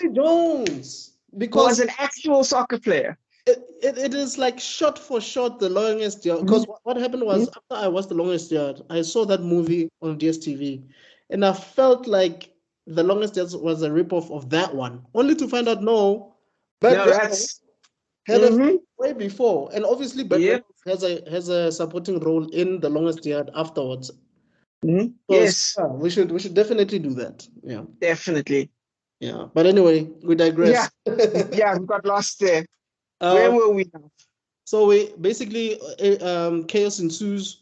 People get shot at the church, and I think directors really have a fascination in having things happen in a church. I mean, I can think of Robert Rodriguez, who did something similar in Once Upon a Time in Mexico. I can think of John Woo. I think he did the same thing in Face Off. There seems to be a bit of a fascination in people getting shot in a church. It's the only place you're allowed to do it. There's other places you'll be the one shot for trying to shoot that kind of thing. True. But definitely it is a powerful metaphor in a way. I mean, how she's even in a white dress as it's happening. You know what I mean? I think that's incredibly beautiful as a visual metaphors, kind of visual storytelling. With like her wearing sandals even and Bill in those black boots that like clump heavily on the floor. It's so wonderful. It's Bill's dominance. And he is a powerful, even though he's shorter than the other guy, you still feel scared for that other guy's sake. Like, I'm sorry, man. Like, this is that is beautiful. And I think that's great stuff. And all that happens in only 15 minutes, which is a funny thing we should mention, because the other one was, 80 minutes? This one is 2 hours and 16 minutes, if I'm correct. Right. Difference, yeah. Much longer movie. And we don't even see the fight. All we see is sparks. You know what I mean? We see what's the gang called again? I know Bull is called the Snake Charmer. I forgot what the gang is called. You see them go into the church. You see the sparks. You hear the screaming, and that's all we get. Right. And then that's the opener. And then we finally get back to color for the first time in 15 minutes. Now we get color. And for me, those 15 minutes felt longer than 15 minutes. I think it's because of how immersed I was in the story. Yeah. But yeah, it was a great 15 minutes. And what happens from there is, I think we were taken to Bud, I think. Yes, Bud, Madison, yeah. Madison, yeah. Madison, yeah. So he basically... Bull, we get to see Bull full on, yep, with his brother, Bud. Yes. We really figure out that later, I think. They're just kind of talking for now, yeah. Yeah. We just think that he's just like his underling, basically. We don't really see the connection. And basically, I think Bud tells him about Beatrix being alive and coming out to get him. Yeah, he warns him. And we kind of get a history of who the two of them are, because you realize there's tension there. There's a bit of a mystery. Right. And then we kind of get some interesting key points here, some plot points in this great storytelling, where you find that Madsen is a bouncer at a strip club. He's a bit of a bum. He's unfit. He's got no definition. Yeah. And he sold his sword for like $250 for beer money. You know what I mean? So you ask yourself, why this guy is menacing? Why is he part of this gang? There's nothing about him that's chilling. Nothing at all. Yep. Fun fact, Madsen actually brought that hat to the set. And it used to bother Tarantino so much that Tarantino actually included a line where the other guy says, "Why are you wearing this ridiculous thing?"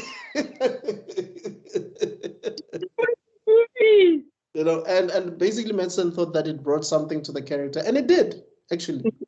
It worked. Yep. Yeah. You know, I don't know if I'm the one, I was talking to you about this, but I was saying that Greta Gerwig or Gerwig, I don't know, the lady who directed Barbie. Yeah. She said that she likes telling the actors and actresses that, look, this story, I understand these characters, but it's your responsibility to bring them to life, to give them more weight to what has been presented to us. So when you see like a Michael Madsen include a hat, you know, in the character, he's giving more life to the character than what Quentin had already had in his mind. And even though Quentin is very pedantic, that worked. You know, so sometimes you find actors who actually bring something to the table that the person who actually wrote the thing didn't even think about, and that works. I mean, I can think of Training Day. King Kong ain't got, that was improvised, right? But it had so much weight to the overall film. That scene. It's iconic now, yes. Yeah. Completely. Back to the story. Yeah. Oh, sorry. Please continue. I was just going to say that Michael Madsen basically calls Daryl Hannah to say, look. But yeah, I'm jumping actually because that happens after. But please Alright. continue. Cool. Basically, what we get now is a kind of a interesting loop because for the next few minutes now, we just get okay. We basically, in the same way that we got the bomb under the table loop with the original scene there, where we knew bad things are gonna happen. You know what I mean? Like, oh, how's it gonna happen? We don't actually know. Mhm. And then it turns out was mostly just quick thing. Now Bill kind of leaves. She's coming. You know what I Right. mean? Right. You're the next guy. She's on her way, and he's like given up already. You know what I mean? He's Yeah. very chill about it. And then Quentin goes out of his way to just undermine this man. He undermines his strength, his position in life, and his own sense of pride. Having this man literally clean toilets, basically. It's so bad that it's almost distracting because Mads Madison is so perfect for this role. He's not fit. I mean, he's still big, but he's not fit. You know what I mean? Like you could tell that in his prime he was a beast, right? Exactly, which makes him so perfect for this role. I mean, he's just in a vest, but you can still see that. Yeah, you know what I mean? Like you can still see and the tattoos. Right. This guy, and this is a 7-minute long scene where it starts with the conversation, it cuts to the strip club where he's 20 minutes late, and then I actually love the dialogue of this. It's so slick because when the way Madsen's like, what? Okay, look, man, the store's empty. What's the point of me even coming on time? And the guy on the other end is like, are you arguing against you of me needing you? Like it's not like arguing going out of a job. And Madsen's like, I am. And he tries to like backtrack. It's like, you know what? You're right. So you work today, right? Not anymore.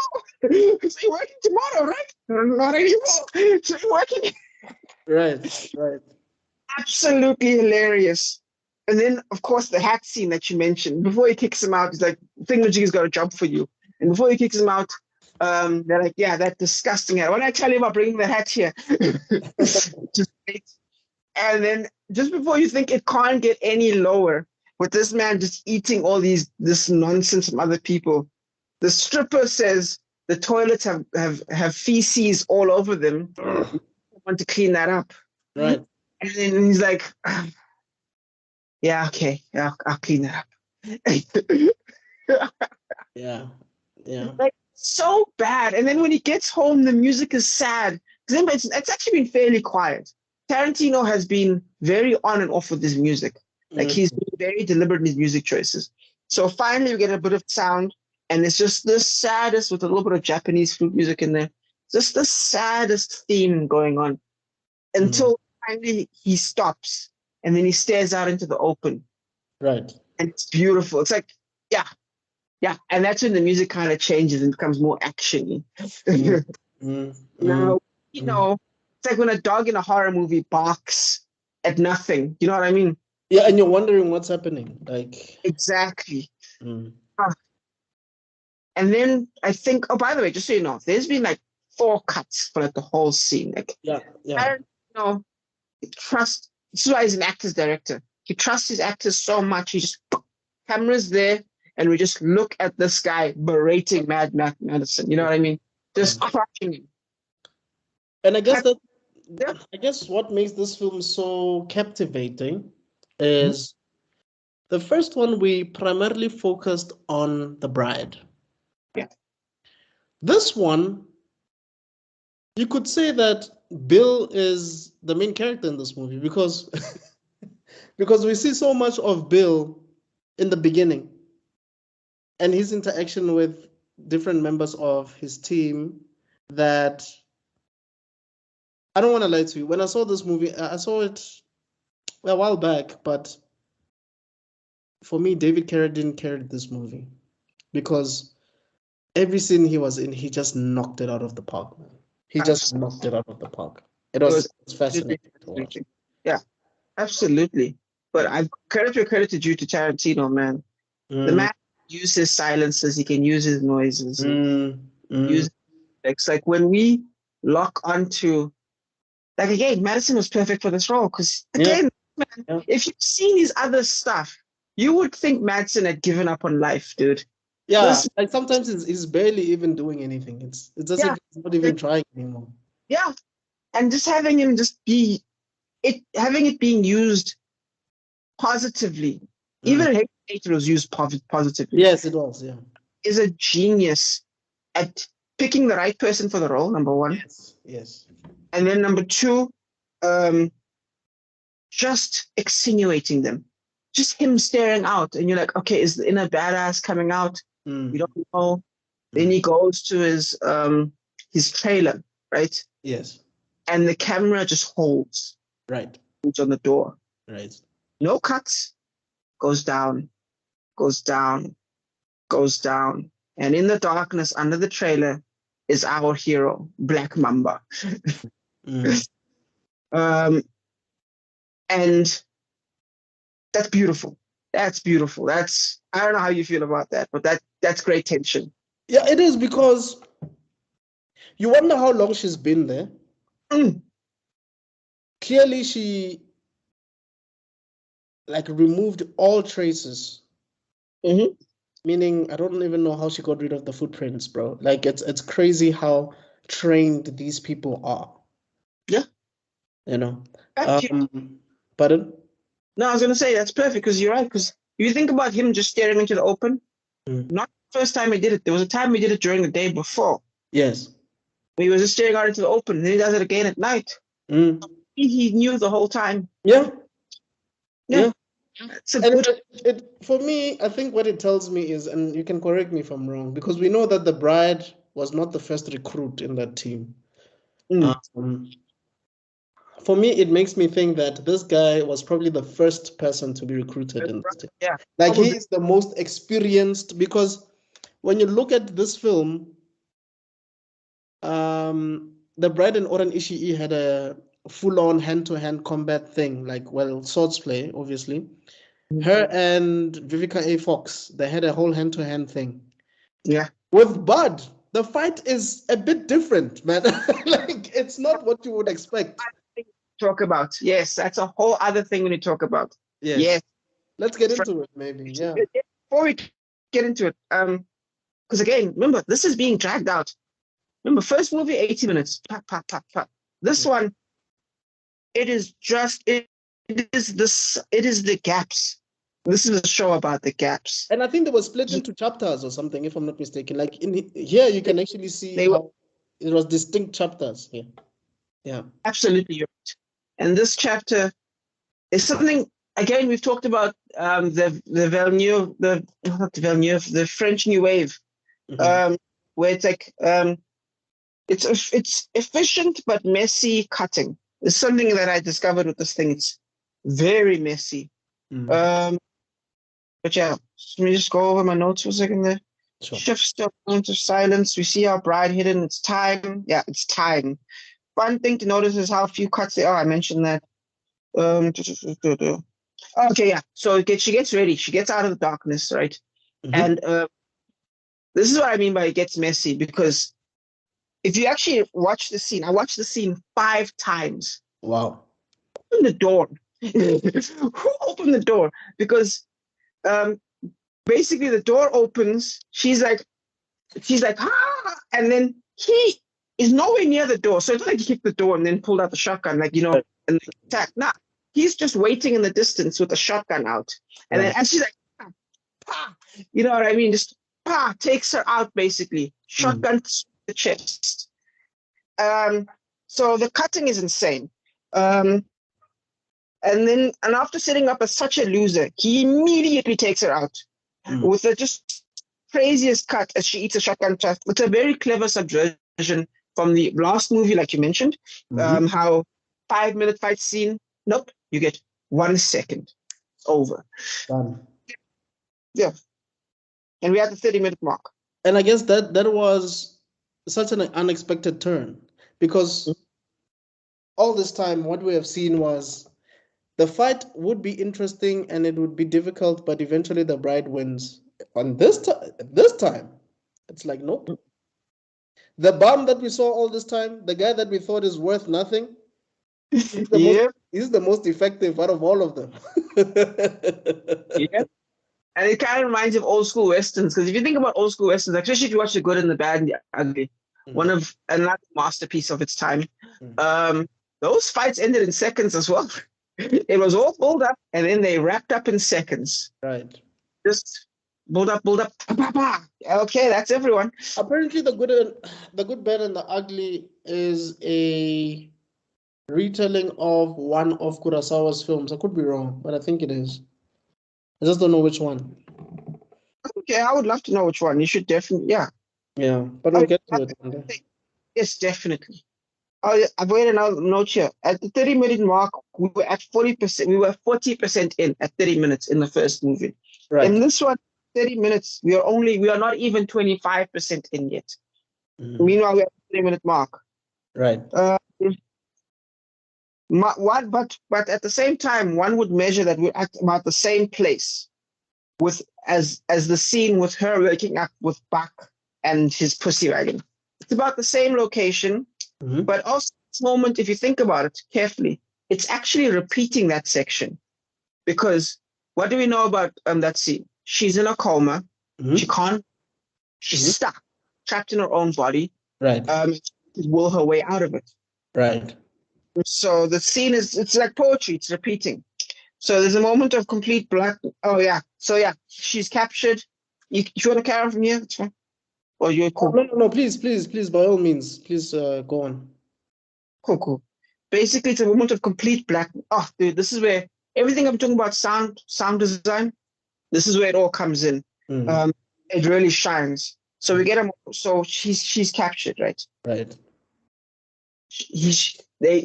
Madsen phones the Californian snake chick lady. I forgot her name. Yeah. That she's captured and he's got the new Hanzo sword. Yes. I'll give you $1 million for that sword. So she's away. Right. Cool. She gets taken to a burial ground because instead of killing her right now with a rock like he wanted to, she's like, nah, make it torturous. Yes. Yeah. L Driver, that's the character's name. Yes. I was almost like, I wonder if it's related to another driver that we know. Yes, but, California mountain snake, you're right, yeah. Yes. So they go to a gravesite and we see the guy from the Blacklist. I was even shocked it was him. R.I.P. to him. I know he died in the shooting of the final season before the final season of the Blacklist. But you know what I'm talking about, the DMV guy. Have you watched the Blacklist? Don't do this to me. No, I have, but I don't know which guy you're referring to. The guy, whenever Remington needs to find someone, he has to deal with an annoying guy that talks about his mom, and he has to wait for the queue, and you know what I'm talking about. Yeah, I think I have an idea of who you're talking about. I just haven't watched the Blacklist in a while, but I have an idea because I do know there's a guy that Reddington would call, and the guy is just annoying. I know that guy. Yeah. He's short but tall at the same time. It's very weird. I don't know how to describe his body type. Right. But yeah. It's like most of it, but anyway. Yeah. So they are together and it really brings back the Buck and I like to fuck guy. Because him and the creepy guy are like over her. Same thing kind of happened. Yeah, and that guy was wearing a hat, wasn't he, as well? Wasn't that guy like a cowboyish Western, sort of like a Southern cowboy kind of thing? Yeah. But yes. Yeah, with a trucker cap. I didn't realize it until you mentioned. Yes, I think it was a chocolate cap. Yeah, you're right. Yeah. So very not rhythmic, but very matchy of the original Buck scene. Right. So there's a nice moment where, like, again, camera not moving, Uma Thurman, Madsen talking to each other, and you just get to see Madsen. Uma has to basically act without having to say a word the whole time. She never speaks the whole time.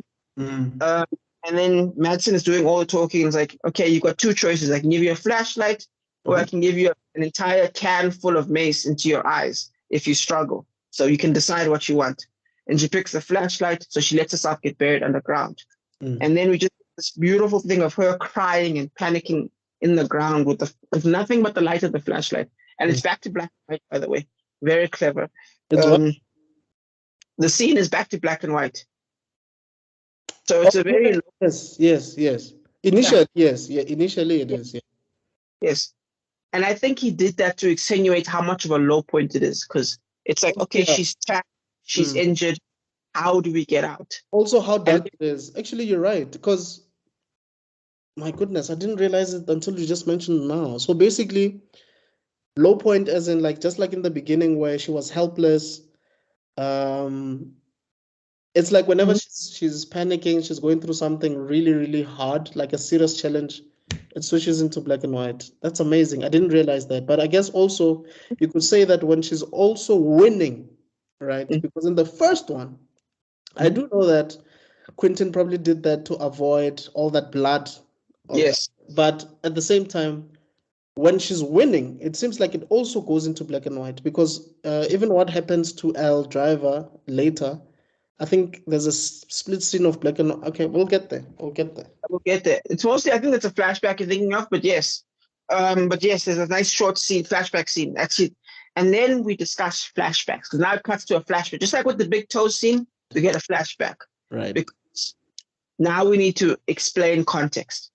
So now it's, I think we've discussed flashbacks before. Just 1 second. Sure. Okay, yeah. Big scene at a lowest point before we get a flashback to the past to give the bride her strength. Yes. The same way with the big toe scene. It's like Popeye eating his spinach. You know what I mean? Yeah. So cuts to another flash, just like with the last one. Flashback justifying her anger. But this one is a slightly different one. This flashback justifies her strength in a way. Because like, how do you get out of this? Like, in the context, you might think, okay, maybe something will happen that'll save her. You know what I mean? So you watch all these scenes. Maybe something will happen that'll save her. Something will happen that'll save her. Nothing. She's in the ground. It's over. Yeah. And then we basically go from a Western to a classic 90s Jackie Chan, Snake in the Eagle's Shadow, Seven Secret Rivals. Van Damme type of. Old school. I would even say pre-Hong Kong. But basically those old Shaw Brothers type of. Exactly. Bruce Lee's 70s type of show. Give the bride strength. A rule of storytelling is not to set up anything too new. Yes, a rule of storytelling, right? Because remember, we're now in a second movie and we're 45 minutes in. Right. That whole sequence is remember I said 30 minutes when you're taking out. It was 15 minutes. That whole sequence of her getting buried alive. It's crazy how long it took. Right. But it's so that you get away with it. You know, so yeah. Speaking of that, I'm currently watching Ron Howard's advice masterclass thing, and nice. He mentions something about Spielberg being able to write a movie in segments, in like being in the moment type of. And the more we speak about this movie, the more I realize that it seems like it's written in 15-minute intervals, you know, because I'm gonna blow your mind with something. But anyway, yeah. Sure. It's just something that I'm noting the more we speak, that based on these notes that you made, it seems like we get a long scene, which is either 8 to 15 minutes long, and there's something worth telling there in those moments, even if it's a long scene or even if it's something happening. Either the cinematography pops out, or it's the music, or it's the subtle acting, which is still powerful in those moments that pops out. Yes, that's 100% correct. Yes. But I was saying about the rule of storytelling, right? Is that you don't, this is a big important rule for all writers.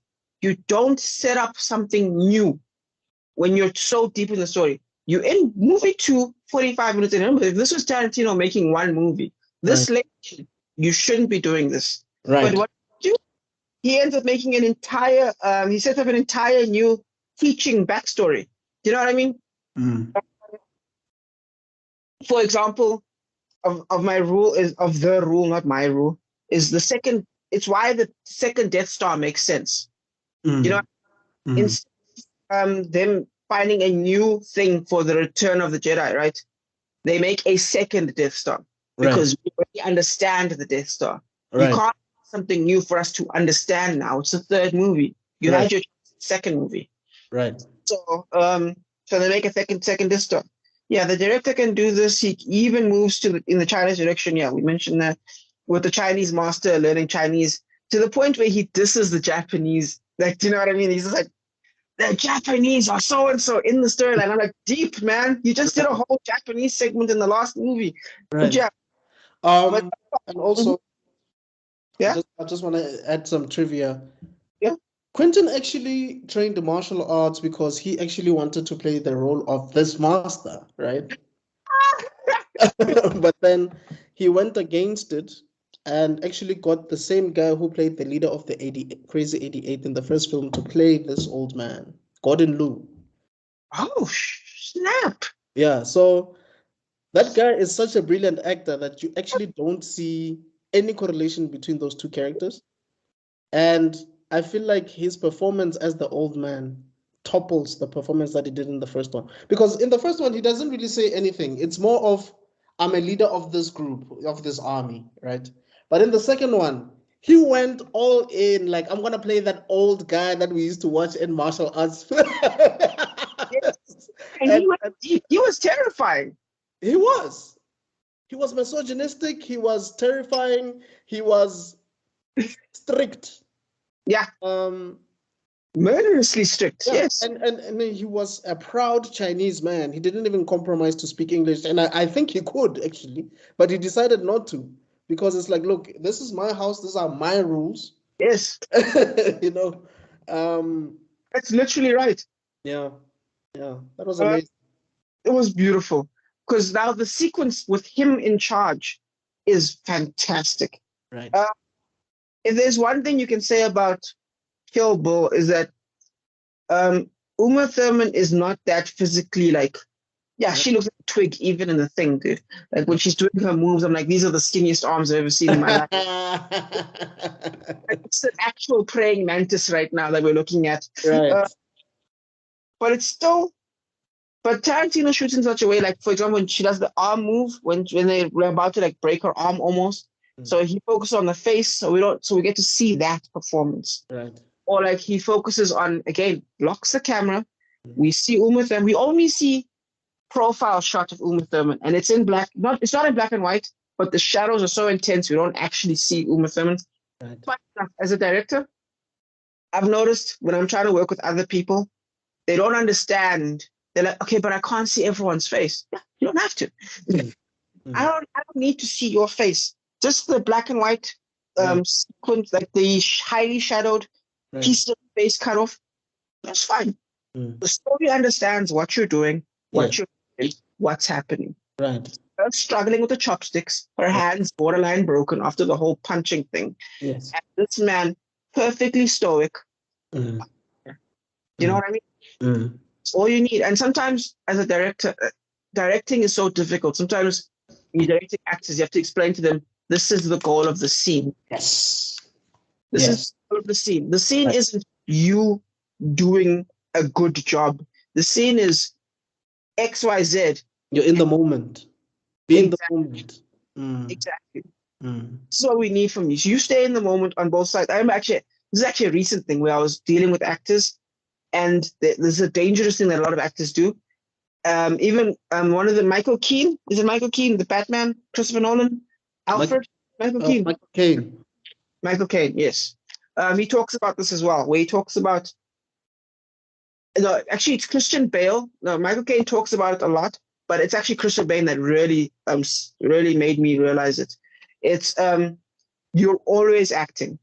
When that thing says action, you're acting. You're the character all the time. Yes.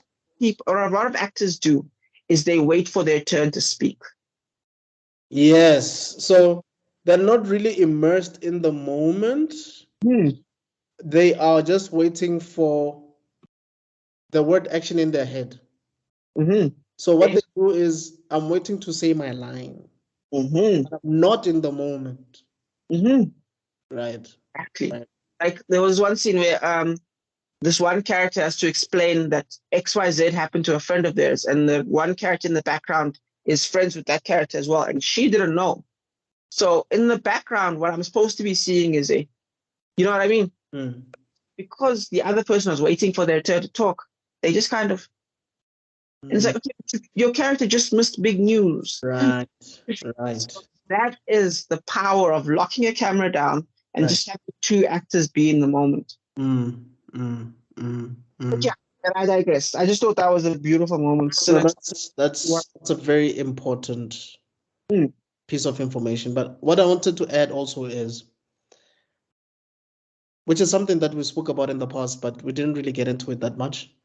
We have mentioned that Christopher Nolan is not really good at showing action, but when you get a really good action director like Nolan, like Snyder, they're able to take like a Gal Gadot or an Uma Thurman and make them convincingly capable performing action sequences. Right? Because you said that Uma Thurman was skinny, but I believed her still. I still believe that this person is proficient in martial arts, you know, and I think it's because I'm sure she did training, but I mean, I was also watching James Cameron on YouTube speaking about Terminator 2, and speaking about how Sarah Connor, I forgot the actress's name, how she transformed from the first Terminator to the second Terminator, and how she used to like lift weights just to look that great. Yes. And you could tell that these people who really took these roles seriously, they are really able to convince us that they're actually able to actually beat this guy. Even we know that it's nearly impossible to do so, but it is still convincing for this film, if that makes sense. Yeah. It makes perfect sense. And here's the best part. Here's why the WWE is such a good tool for learning about acting, because they are live. They have to convince you straight up. Yes, there's no a cut. There's no, can we do that again? No. Yeah, if you're out here stuttering and confused, audience is lost. You've lost the audience. Right. Whatever promo you're cutting is now garbage. Right. A good example of this is actually Raymond. There's this wonderful YouTube channel. It's called Giguk, I think that's what it's called. Yeah, you know it. I know. I know Giguk is a guy. He's an YouTuber. Yeah. Yes, he's got a channel. He actually does wrestling, if you can believe it. Not himself, but I think he's like a background promoter or whatever. And he does an entire 1 hour video of just the most emotional, gut-wrenching video of the rise of Roman Reigns. Have you seen it? No, I haven't seen it. Please watch it. Please. Like he usually does anime stuff, but I do know that he has other channels. Because there's Grant, there's Giguk, but it's the same person. And then there's Trash Taste. But then there's also Super Eye Patch Wolf. But anyway, it's a story for another day. I'll check it out. You're right, it's not Giguk. It might be Super Eye Patch Wolf. I think Super Eye Patch Wolf, because Super Eye Patch Wolf does wrestling. Yeah, but he also does anime. Yes. But for example, he talked about my greatest manga, Gantz. I didn't know there was another human being who knew Gantz. Yeah. Wasn't the title The Impact of Gantz, I think? Because he also does Dragon Ball. There's the Impact of Dragon Ball, Hunter x Hunter. He does I think he also did One Piece. But yeah, it's Super Eye Patch Wolf. Yeah. Yes. Watch the thing on Roman Reigns. There's a whole thing where like the WWE wanted to make Roman, like, you know how people joke about people wanted to make Taylor Kitsch. We want to make Taylor Kitsch something. You know, we keep putting him in everything. It's not working. No, but it's true. Like Taylor Kitsch at a point was supposed to be the next Hollywood star. He was supposed to be the next Tom Cruise. But it just didn't work. This didn't work out. I feel like him and Emil Hirsch. Yes. Speed Racer. Die Hard 5, right? What's his name? No, that's not Emil Hirsch. That's the guy who played Captain Cold in the Suicide Squad, right? What's his name again? Boomerang. Isn't it Jai Courtney or Jai Courtney, yes. And then the Hirsch guy, that name rings a bell, but Emil Hirsch was Speed Racer. Oh yes. He was in Once Upon a Time in Hollywood. The guy who opened the door, the gate for Leo at the end. Oh yeah. Oh, that's a shame. Oof. Yeah. He was in a lot of. He was in Alpha Dog as well. Mm. Yeah. Yeah, they try to. It's always a shame when that happens. But yeah, Roman Reigns, same experience. People booing him when he won. Like it was so bad. Like it was actually heartbreaking. Like, what was my point taking? You're just talking about. I think your point is someone who's supposed to be convincing. Yeah. Yeah. Yeah. We're just talking about action sequences and female and action directors and. Yes. That it has to be convincing. Like for example, Rey Mysterio fighting the Big Show could convince me. I'm like, do you know what I mean? It could be convincing. Wait, like this is ridiculous. I'm having fun and I believe it and I'm cheering Rey Mysterio on. I don't know if you remember, there used to be a guy called Spanky. I think I remember that name, yeah? I think even when he comes out, his song just said, "Where you?" It's like this surfer guy, thin guy. Dude, that guy once beat up Brock Lesnar, dog. And this is at the time where Brock Lesnar was called the Pain. And everybody knew, I think it was even after Brock messed up the whole ring when he toppled Big Show. Big Show. That was one of the greatest moments of my life. I love that I caught that as a kid. Spanky was able to beat Brock Lesnar, though. See what I mean? But it's convincing that it doesn't matter. And that's what an actor has to do. You have to convince that the thing that's happening is happening. And yeah, that's where the director and the actor come in together and they work together to create one perfect moment. Right. Whew, you went far away from the point there. Yeah? Yeah? Uh-oh. Don't you freeze now. Come back to us. You back? Okay. What were you saying? I'm back, yeah. Sorry what about that. No problem. I was just saying that we definitely took a detour, but it still worked regardless. It was fun. But I think we discussed this before about the purpose of a flashback. I wanted to discuss that because, if you think about it, there are two purposes the main purpose of a flashback is to add context. Because like in a supervillain, right? Writers want to explain themselves. Like a bad guy in a movie always wants to kind of explain himself. Like he's not just doing this because he's crazy. He's doing it for a reason and he tries to explain himself. And then they make fun of it in The Incredibles. Oh, you caught me monologuing. You know what I mean? Right. Yeah. So now what happens is we as writers, because we want to explain context of a scene, but we don't want to waste time, we try to use a flashback, right? And the problem with that is that the story stops. You know what I mean? Yes. Momentum, there's a flow. But now because you've went backwards, you've now ruined that flow. Because now you had to explain yourself when you really didn't. Right. So flashback is a very dangerous thing. Now what works about this flashback is that, remember, we were already at a low point with no way out. So the flashback, what it did, it recontextualized the idea that there was no way out to realize, oh no, with her punching, we realized there is a way out. And that's why when you cut back to the scene, if I'm correct, I don't think it's in black and white anymore. And there's music. Yeah, it's not in black and white anymore. Yeah. Yeah, and the music is hopeful. It's energetic, it's hopeful. And then she starts. Exactly, and she breaks through and you see her just covered in mud, and funny enough, like some zombie movie. I think we skipped a very important thing. Bill is the one that actually introduced her to this guy, right?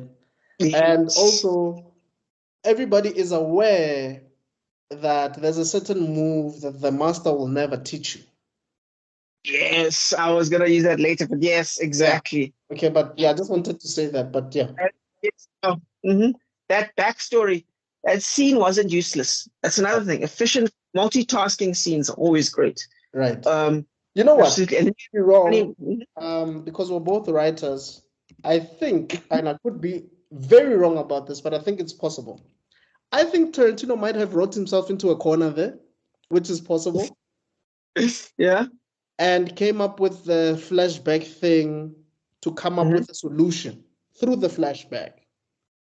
That might have not been the case, but I've had experiences where I would write myself in a corner and then I would have to find a reason why the main character is able to find a solution. And usually a flashback or introducing a new character who is linked with the main character sort of helps me to come up with a solution. Yes, and that's dangerous, but it can work. Absolutely. Right. Because again, if the flashback just introduces you to someone, then someone can make the argument that you should have just put the scene earlier. Because now done is you've stopped the story to explain something that could have been explained faster. So it's a dangerous move. Right. But get it right, like right now, Tarantino did. Because remember, like you said, the story's in a dead end. He's stuck. Now the movement. That is perfect. You know what I mean? Right. Now the plot is functional again. And we've multitasked because now we've set up this guy for the second. Because like I said, there was a story with the guitar where it tells the story of this guy, and then we see the guy, and then later on we see something awesome. You're perfectly right here. And then we get a funny moment where she walks into a restaurant. It's like, can I have a glass of water? It's like covered in, and it's so funny because you see the dust blow off her, like she's in a cloud of dust, like that Charlie Brown character. She's just in this cloud of dust, and she comes in, and then she walked a very long. I mean, it was a long walk. Eh? Yeah, it was a long walk. Yeah. We get chapter 6. I forgot what the chapter is called. And then the follow-up is between Bill's brother, well, what's his face, Bud, and the California rattlesnake, in which Bud is killed by a snake bite. This is also a scene showing a snake the whole time. We know that we're at this point to figure out her name. They've said her name, yes. They said her name in the dialogue. So we now know that Beatrix Kiddo, which is a funny scene. It's like in the classroom, it's like, so-and-so, Beatrix Kiddo, and then it's Uma Thurman as a grown-up going, yeah. Right. Anyway, before the snake bite death scene, it's a full conversation. It's just like they're setting up drinks for each other. Right. They're talking about, what are you going to do now that Beatrix is dead? You know what I mean? They're setting this whole thing up, this like little tension thing. He's counting his money, and the snake bite happens. I think one of my favorite scenes in that whole part is when he opens the briefcase and he is laughing. He's laughing his butt off, bro. I think maybe it's because he can't believe he just made $1 million so easy, you know. Yep. It's like this money just came to my doorstep. Because like I got this sword without even trying so hard, you know. And I think that's the brilliance of Michael Madsen's acting, man.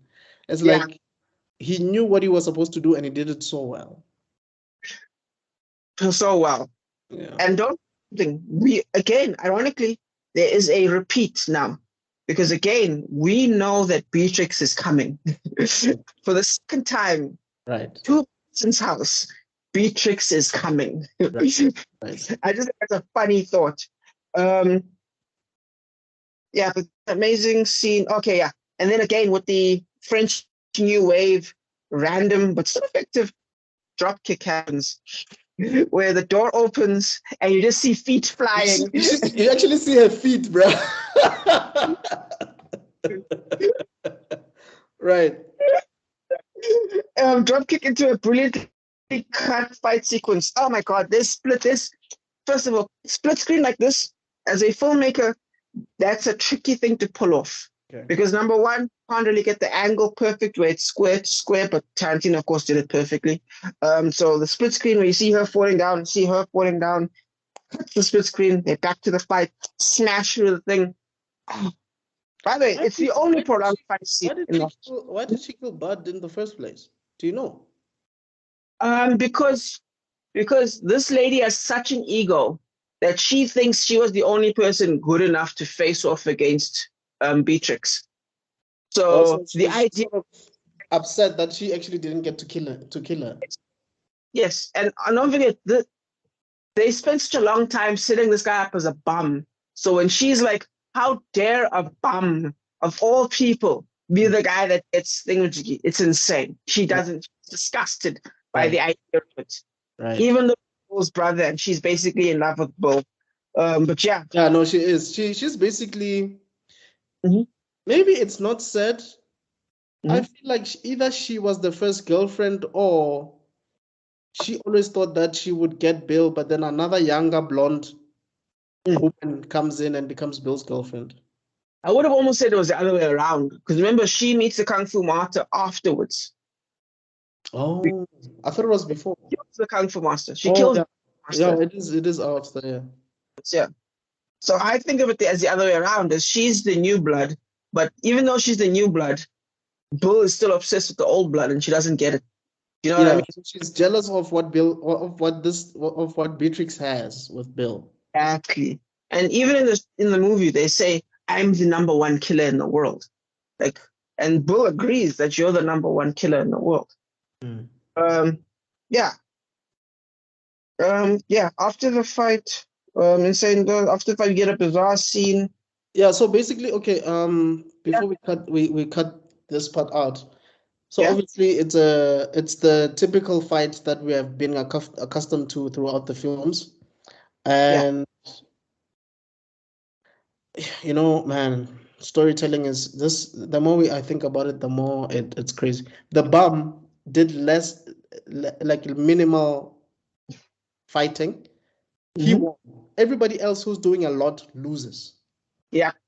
But anyway, she uses the Hattori Hanzo sword that Beatrix had. Beatrix gets sees another sword, yes. She gets beat. No, sorry, you said it right. So I got the names confused. No, you're right. Driver gets the Hanzo sword. Yes, you're right. Yes. The Hanzo sword that killed Oren Ishii. Beatrix gets the sword that Bill made for Bud. Yeah. Turns out Bud's sword is still there. He lied about that. Yes. Yeah. He lied selling the sword. Yeah. Yeah. And they fight, and then basically Beatrix is like, you know what? Nope. I'm tired of this. Gouges out the other eye. Yep. Well, first they explain what happened, which is very cool with the little miniature flashback. You know, I never found out how you lost your eye. Well, no, she says, "What did you say to the man that made him rip out your eye?" And then she's like, called him an old something old man, which is why I think he understands English. But yeah, no, he does. He does. He just refuses to speak English, I think. Exactly, it's on principle.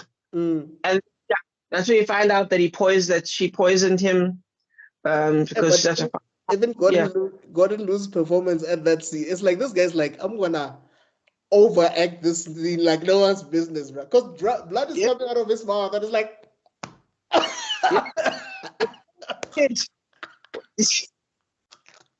When I was a kid, I used to have a name for things like that. Because I remember the time I made fun of it was Jet Li's first ever movie, The Shaolin Monks. I forgot what it's called. Right. I think that's the name.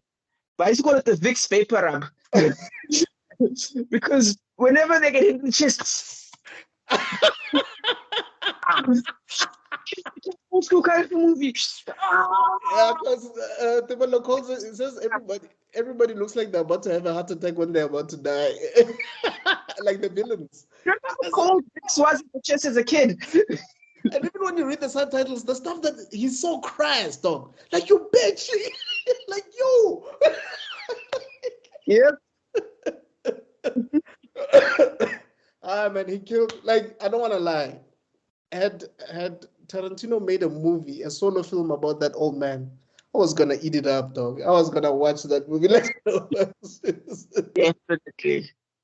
Oh, by the way, there's a deleted scene, actually, of Michael J. White. Michael J. White was supposed to be in Kill Bill 2 because he was also a kung fu master based on an actual kung fu master of back then, like an African American kung fu master.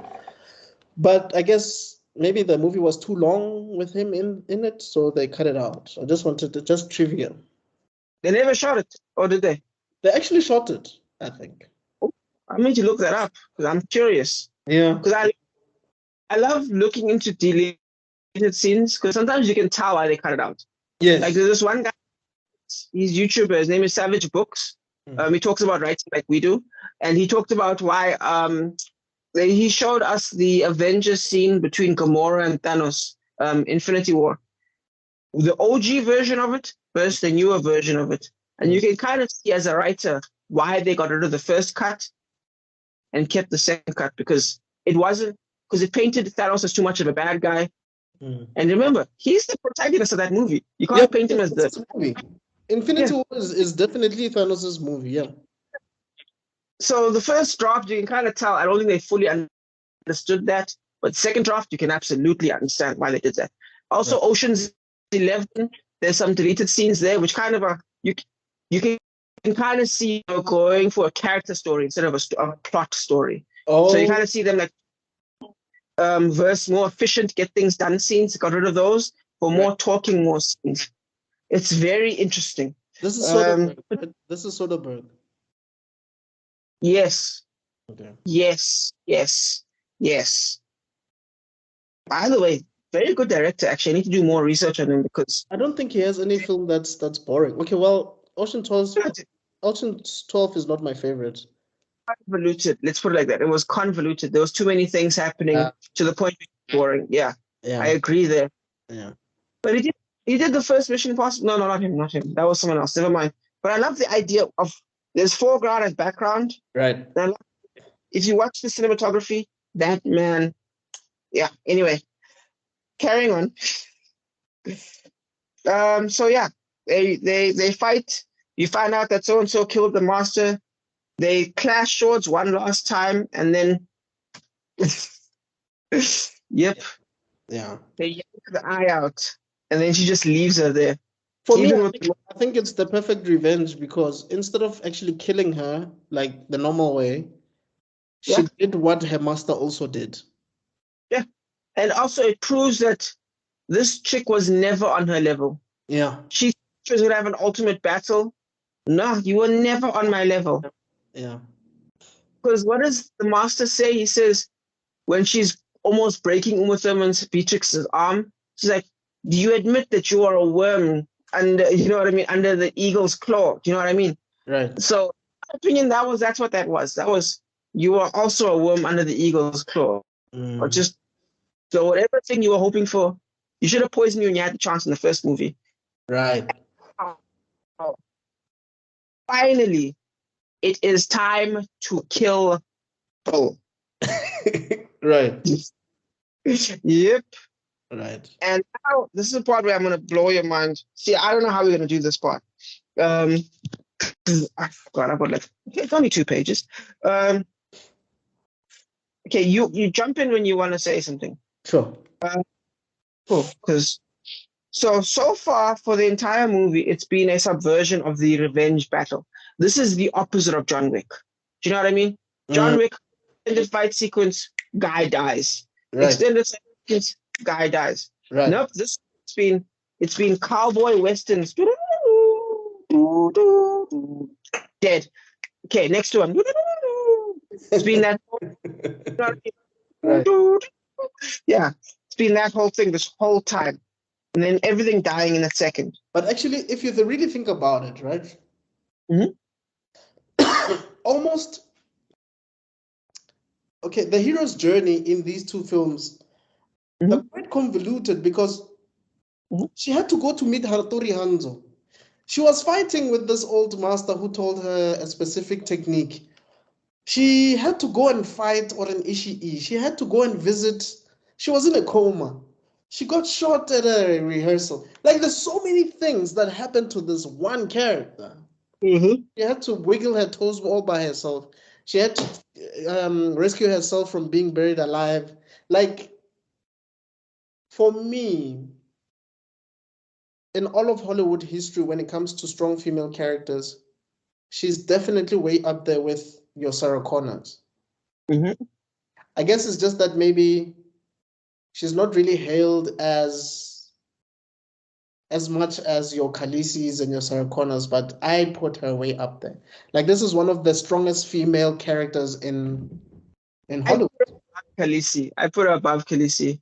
But yes, I agree with you. She's on that highest level. And Uma Thurman did such a good job. I still don't get why she didn't win an Oscar for this role. Like, it boggles my mind. Because respect for action movies. There's no respect. There's a reason why no horror movie has ever won an Oscar, if I'm correct. Can't remember if The Exorcist ever won one, but if I'm correct, I don't think it did. Unless, I think it did, but I've noticed that movies like those would win maybe with makeup or costume or special effects or music. Not necessarily the performance. Yeah. Yep, I agree with you. Even Suicide Squad has an Oscar, but no recent horror movies. Are you crazy? Do you know what I mean? The whole messed up, man. Actually, there's something I would love to talk about once, and that's a female character that's at Ripley level, and you're not going to believe the character. The lady from Pitch Black. Because she has the most fascinating character arc you've ever seen. I don't know if you've seen Pitch Black, right? Vin Diesel. I've seen Chronicles of Riddick. I've never really properly seen Pitch Black. I know it's the first one, but I haven't really seen it properly. So, I've seen parts of it, but I haven't really sat down and actually watched it. Please sit down and watch it. So now I'm scared of spoilers now. No, please, by all means, say it. It's fine. Don't worry. But basically, this lady, right? She's the first person you see. Riddick is, of course, locked up. Riddick is almost a borderline Jack Sparrow type character, if you think about it. Because in the first one? Yeah. In the first one, he's borderline Jack Sparrow because he only gets much later in the storyline. Only gets because he's caged, basically. Right. And you can't follow her. And in the beginning of the movie, she's basically what happens is the ship gets damaged as they're flying across their normal travel path. Right. And while that happens, there's a situation where she has a choice where she has to evacuate the cargo bay, which is where, by the way, it's a transport ship, so there's people. There's lots of innocent people in there. And she's like, we got to protect ourselves. And the captain almost dies, basically, trying to stop her from doing this, undermining the pull of the lever, basically. Right. And so the story starts with her in a place of, I don't want to say cowardice, but let's just say cowardice for now. And basically the story kind of evolves with her kind of having to end with having to make a big decision of whether to be cowardice or be strong. Right. And the story supports it. It's surprisingly good writing for a B-level action movie. I don't know how to explain it to you. It's really good. And her path is fantastic. And it's underrated. No one, and I repeat, no one talks about it. And I just think that's just interesting. I think they tried to repeat it in Chronicles of Riddick because they end up killing the girl there as well. By the way, she ends up with a brave sacrifice. Yeah, spoiler. I think there's something that I wanted to say just now. It's regarding Jack Sparrow. What people don't know, a lot of people, what they don't know, and I think it's clear to other people, Jack Sparrow was not initially the main protagonist of the Pirates of the Caribbean. Yeah. He just became a breakout character. Yeah, breakout character, yes. And for those who do not know, basically what a breakout character is a character who's not intentionally meant to be the main character, but stands out so much to the fans that eventually becomes the star of the show or the most important character. We have seen this with Big Bang Theory, where Sheldon basically overpowered Leonard and Penny. We've seen this in Family Matters, where Steve Urkel now started becoming the main character and he wasn't initially. And we see it here in the Pirates of the Caribbean, where Jack Sparrow now starts becoming the main character. But initially, Will Turner was the main character. Yeah, look at Bronn in Game of Thrones. He's a mercenary. That's all he is. But now he ends up being a lord at the end of the whole show. Right. Tyrion Lannister, his character stopped being useful after season 5. There was no reason to keep him. Tyrion Lannister. Oh yeah, and he was carrying the show. Him, Jon Snow and Khaleesi basically. But yeah. But they could almost get away with killing Jon Snow if they kept Tyrion, but he was useless. And people loved him because he was such a cool character in the first 4 seasons that he literally carried them across. Right. So yeah, I agree, definitely. No, I'm on. Yeah. So that's what that's kind of like this thing that Vin Diesel almost did, and I almost he had that same trajectory. Right. This badass With the Fast and the Furious, same thing. Yep. Okay, look, I got the feeling that Dom was also the main character for me, because there's like movies where there's co-leads, there's co-protagonists, or there's co-main characters, like your Bad Boys, like your Lethal Weapon.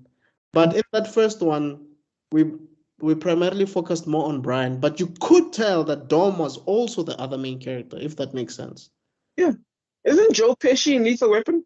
And then he I think he's in Lethal Weapon, maybe from 3, if I'm not mistaken. 3 and 4. Yeah. And like it almost became upsetting for him not to be in it anymore after like, you know what I mean? Because he stood out. Like he was the funny guy. Like we needed to watch him. Yeah. Remember the laughing gas scene, like where they all like hit each other with laughing gas, and like they try to like interrogate someone.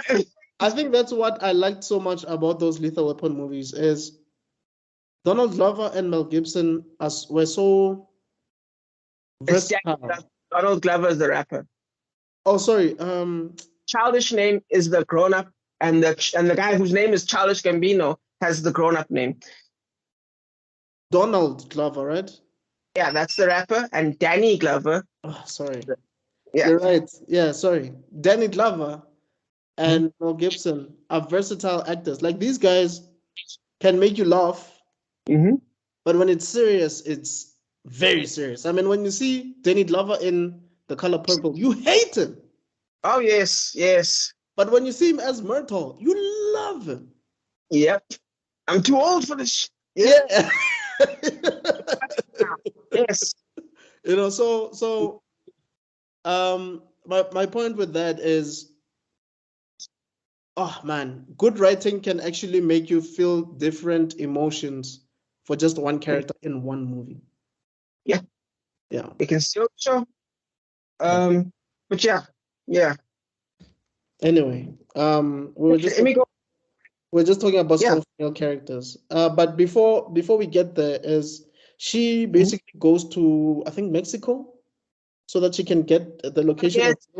Scene. There's a very bizarre scene, and I almost feel like it takes away from the movie. Yeah. It's there to just be cool. But okay, after the fight, we get a very bizarre scene. Yeah, they meet this guy who's like this guy that's also a father figure to Bull. Basically, Bull has a bunch of father figures. Hattori Hanzo, what's his face, the Kung Fu master. Yeah. And now we get the Esteban guy who's like, he's also a father figure to me. And then he gives the location. But first we see like, he's like, see, I keep all my hoes in check. And then like, he's like, see, I wouldn't have had to kill you. I would have just cut your face. And then she like calls this one chick over and her face is just, her lip. Yeah. And you're like, this has nothing to do with the show. This is unconnected. Why would you have this scene? They could have just cut it from the trailer park. Yeah. There's where she's like, where the Californian's like, I'm coming to your place next. Yeah. Cool. To that. But I guess because he wanted to have a reason how Beatrix finally gets to know where Bill is. From the what's her face? Done. Yeah. She can torture people. Right. But anyway, not the point. In my opinion, not that great a scene. And then we finally get the final chapter. Right. And this final chapter, it's what you said about the segments. Everything is just in segments, chapters, and each one has a 3-act story structure to it. It can be a 15-minute story, and have a 3-act structure to it. It's episodic. Yes, exactly. This is a Netflix TV show. It would be episodic. Yeah. So I want to kind of go over it. Now there's a 3-act story with where the story starts. Act 1, we kick off with Beatrix trying to kill. Wait, I forgot to talk about. Okay, sorry. Yeah, first we got to talk about Kill Bill. We see that they meet each other first, right?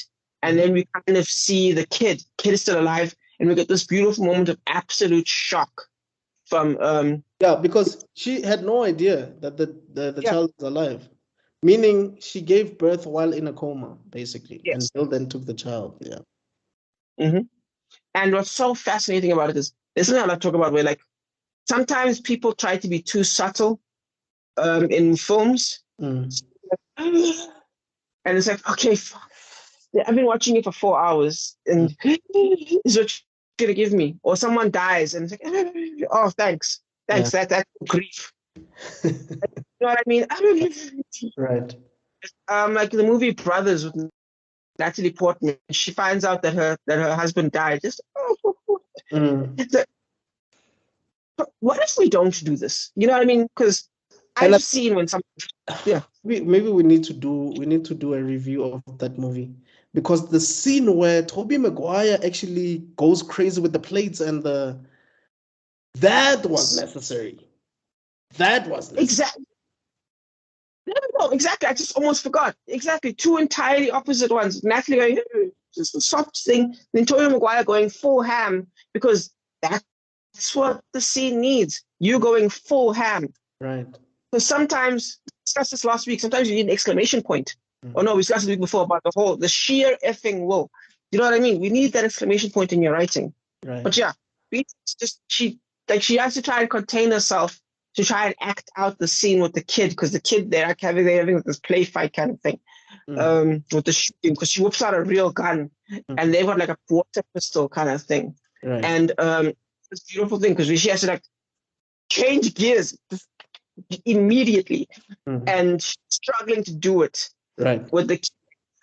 And then Bill's like with them, and then it's like, and Bill Carradine's beautiful voice as he narrates this fake scene that's happening. And she has to it's like he didn't even seem threatened by, like, when she came, it was just, hey, Beatrix, you're here. You know, it's like he's not moved at all. And that shows you how powerful this guy actually is. It doesn't matter if he killed everybody else. I'm still Bill. Of course. Yeah, legend. Absolutely. And then she see the tear and the just shaking body. Yeah. And she barely says anything. Yeah, she says nothing. It's the one that's carrying the entire scene, bro. Uma Thurman did a lot less talking almost. In like, I almost want to say in the entire second movie compared to the first. I'd have to look that up. Yeah. I think she's words. She has less lines, that's for sure. Yeah. Which is crazy, because I would say she does a much better performance in this one. This is where her performance is. Her and David, for me, they stole the show. Especially David in this arc, in this third act. Yeah. He knocks it out of the park, man. Absolutely. But yeah, so now they have this moment where they kind of where she gets to sit and watch a movie with her kid.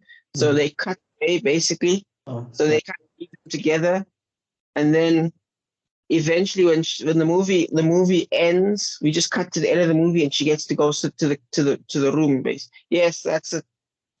She gets to go to the room with David Carradine in the lounge area. Right. And that's when this starts. Right.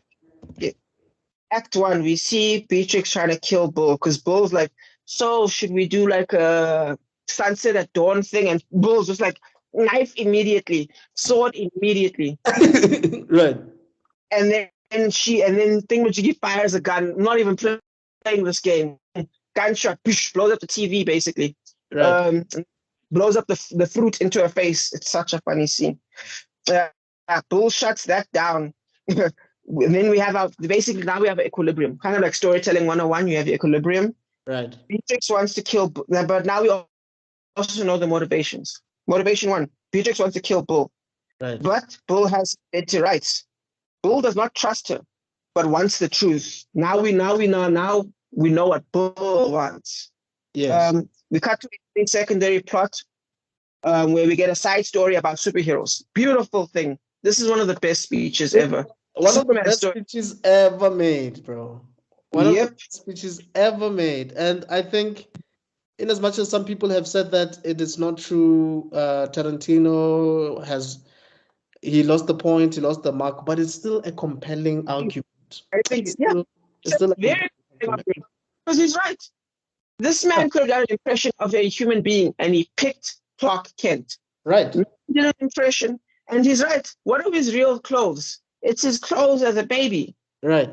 That's when the real Superman comes in, and his impression of Clark Kent is his impression it's like if I do an impression of me and you suddenly did some weird thing, I'd be like, okay, that's how you see me. Right. How you wrong. Right. Do you know what I mean? Right. So, Because I when mean, he wakes up, okay, maybe let's break it down for anybody who's watching and does not know what we're talking about. Bill is actually explaining how Superman sees the world and who he is, as opposed to how the world, the people on the planet are. He's like, Clark Kent is the disguise.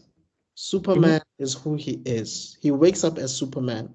He was not bitten by a spider or anything. He was born strong, right? so when he puts on the glasses, when he's Clark Kent, that's a costume. and that costume. As opposed to other superheroes who wear costumes and actually display their powers as the hero, he does the opposite of that. And he's clumsy, he is weak. Yeah. That's basically his interpretation of who we are.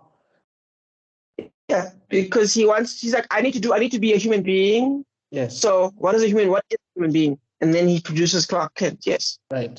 That's amazing. That's fascinating. And Beatrix is his definition of humanity. She's on some, what's your point? Why are you telling me this thing? But to us, it's like, whoa, what did you just say? Yep. And like I said, we cut to the secondary plot with that one, with the story about superheroes. And this, like all B plots in a story, the Save the Cat storyline arc, sets to the theme. The theme being, like, why does this make sense? Beatrix is a killer, and her running away was meaningless because that was her Clark Kent. That her with the wedding, that was her Clark Kent. And meanwhile, the reason he's telling the story, because it's plot relevant, he's not just randomly spouting nonsense. Right. Well, because he put truth serum deliberately into her body, right?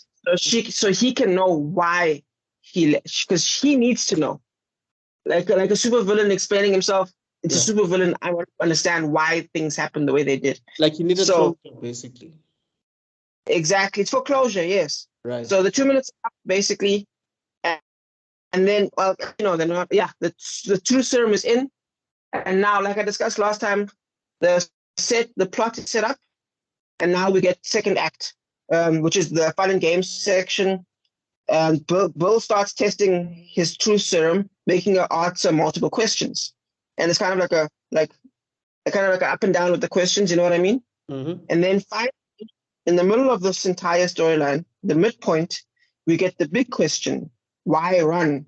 And we kind of see like her at her emotional low point at this point. Well, not a full-on emotional low point, but yeah. Then we get a flashback, her finding out that she's pregnant, which is such a cool scene. We get this amazing gunfight. It's short, it's sweet. Just, dude, so beautiful. Then we cut back into the story's midpoint. Now we get our emotional low. Kind of like we did in Toy Story, remember? Where Woody starts to tell the truth about his insecurities, you know what I mean? Like that low point. Same principle here. Same principle gets followed. Emotional low, Bull has an emotional moment of truth. The moment of truth passes and we're in the final act. And we get our subversive fight. The finale being the 5-point exploding palm, which had been set up twice with the story. With the story, and then number 2 with the red herring. Because remember in the kung fu scene where he's like, what do you do when you're not in range, where you're only a few inches away? Right. You know what I mean? Right. Him and the kung fu master sets it up. But there's a red herring, and that's with L Driver. Because in that close quarters fight where they're almost too close to be using swords, you would expect that this is the part where she would use the 5-point exploding palm, but she doesn't. It's a red herring. It's trick your brain. And then we actually get the actual payoff, which is hit, and then beginning, middle, end. So there's no excuse in writing to not have a full story. You know what I mean? Because they did it in that short. 100%. Yeah. And like we said, this is episodic. This would basically be the last episode. I mean, it has all, like what you just broke down now, it has all the, I guess you could say, the ingredients or the formula of a final episode of a series, like a series finale. Everything happens in that room. The child is quiet. The fights are quiet. The conversation is quiet, but everything is tense, right? That shouting, they're very quiet. No, yelling at each other. Yeah, I agree. And like you said, also explaining the effect of that move is amazing. And the fact that Bill stands up, like a gentleman, takes those 5 steps, which I think from the moment Beatrix walked in, he knew he was going to die. And I think also it's like he wasn't really fighting it. Yes, there's a very clear argument for that. First of all, he's drinking the whole time. He's out here taking shots the whole time. So one could argue he's not at his peak game. Definitely. Yes. But I do think there is a warrior mentality. He is a killer. Live by the sword, die by the sword. Right. He understands that. Right. And to the point where in the thing where he's having his moment of truth, where he's like, where he admits that he overreacted. It's the closest thing he's going to get to an apology, because even he says, "No, I'm a killer." What do you expect a killer to do once he find out that the person he loves the most lied to him? He's going to start killing things. Right. You know what I mean? That's what he kind of explains, because that, they put like this. It's one of the few. It's the same thing with in No Country for Old Men. It's so nice when it's one of the reasons why sometimes I hate modern stories, when a person's principles follow through to the end, even if it seems crazy. Sometimes people be like, okay, this is unrealistic, so let's you know what I mean? Let's do this so that it feels more realistic. Nah, this man, Bill, is a killer from the beginning. He's a straight line. Yeah. Sugar in No Country for Old Men, straight line. Straight line. Right. And I love that. You live and die by that code. I think we need more of that, to be honest.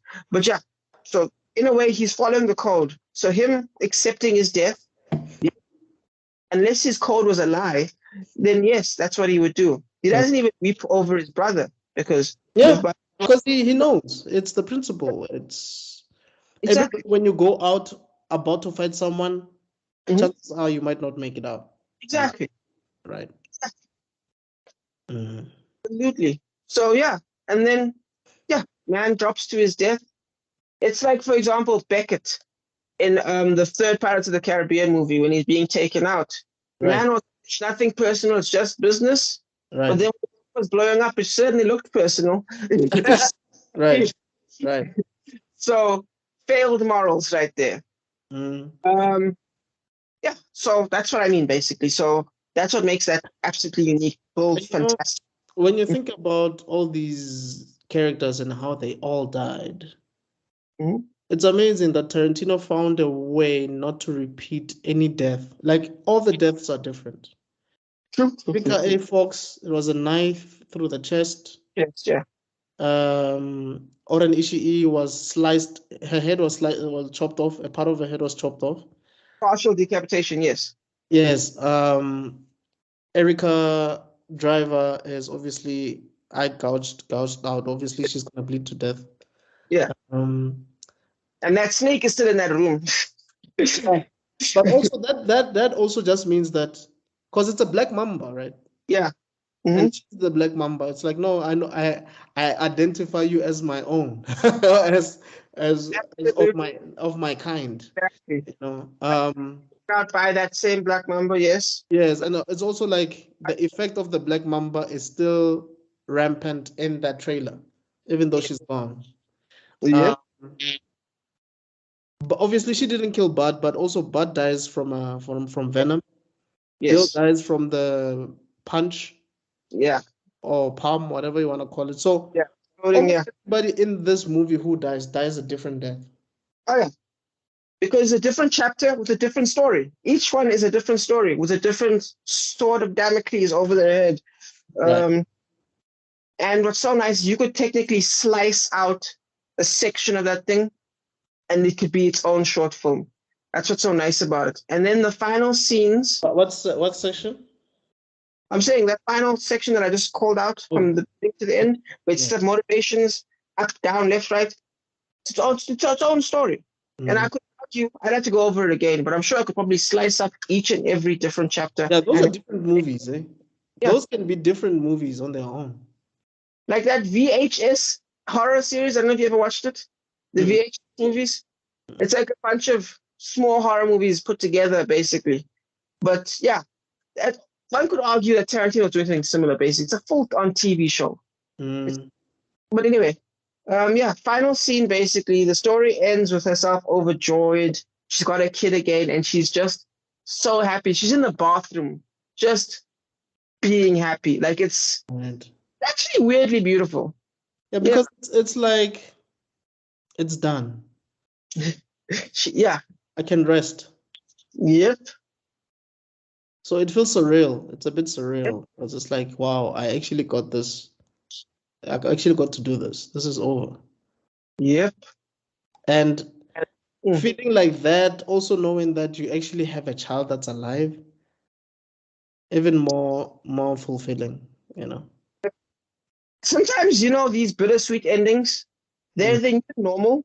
Everyone has them now. It's either dark endings or bittersweet endings. Yeah. And writing 101 basically teaches you, well, modern writing is that you basically have to do that. Sometimes, especially when it's a giant book series, even though it's only 2 movies, sometimes you just have to have a happy ending. Yeah. Yeah. You just have to have a happy ending. And I like that the happy ending, it's not her driving off with some guy in the sunset. No. It's just her and a kid, because that's what it was about. Right. But you see, that's where that whole Sarah Connor connection comes in, where that's Terminator 2, basically. Where a mother and a child, at the end of the day, they're the ones that make it out alive. Yeah. And even then, there's like a mild tension. Like, the future is scary. But this one, not that. It's over. Yeah. It's over. Right. The only person that we think might make an appearance is Vivica A. Fox's kid. That's all. But apart from that, which would be a cool sequel, but that's about it. Yeah. Like, for example, I was going to say, what was I going to mention as an example of a disappointing, just give us a happy ending? Oh, of a happy ending that people were mad at, but now that I'm older, I'm happy with it. Metal Gear Solid. I'm guessing, how much do you know about Metal Gear Solid? Metal Gear Solid, I don't know anything. I know it's based on a game, right? Yeah. It's a game. Okay. The game started like the 1980s, basically. It was like one of those NES type games, basically. Then it became Metal Gear Solid 1, which is which is an amazing game. That put me on gaming. And you get Metal Gear Solid 2, which has some elements in it which are so deep, that they're actually relevant today. They talk about memes, they talk about AI, they talk about a bunch of stuff that's actually. I'll send you a link to one of the videos one of these days of like the final speeches. But anyway, then you get Metal Gear Solid 3, which is one of the greatest games of all time. It goes back in time like 50 years to the Cold War. Then you get Metal Gear Solid 4, which is technically the final one of the series. Metal Gear Solid 5 is basically another prequel that's set at a slightly different time and place. Metal Gear Solid 5, Snake is in all of these games going all the way through, right? Well, no, that's for Metal Gear Solid 3. But yeah, that's Big Boss, the guy that basically, it's like this 2 hours you spent, that's how long it would have to take me to explain it to you. But yeah, that's how complex Metal Gear Solid is. Okay. But people always say the controversial ending because basically they set up that this man's going to die. But then he doesn't die. In fact, he kind of meets his metaphorical father in a way. Well, no, it's his literal father. No, metaphorical father. Right. And and it's just kind of the sad but beautiful. No, it's a beautiful ending, basically. It's just beautiful. And people are like, he's too happy. He should have died. So people are not happy with the actual happy ending. Yes, because it was subversion. Because you're like, oh, because he has to kill himself, basically, in order to save the world. And then something gets subverted, and he actually manages to live at the end. And people are like, nah, he should have just sacrificed himself. Yeah, guys, not everything needs a sacrifice. Yes. Sometimes the good guy wins. It's not. And that's fine. Yeah, it's fine. It's fine.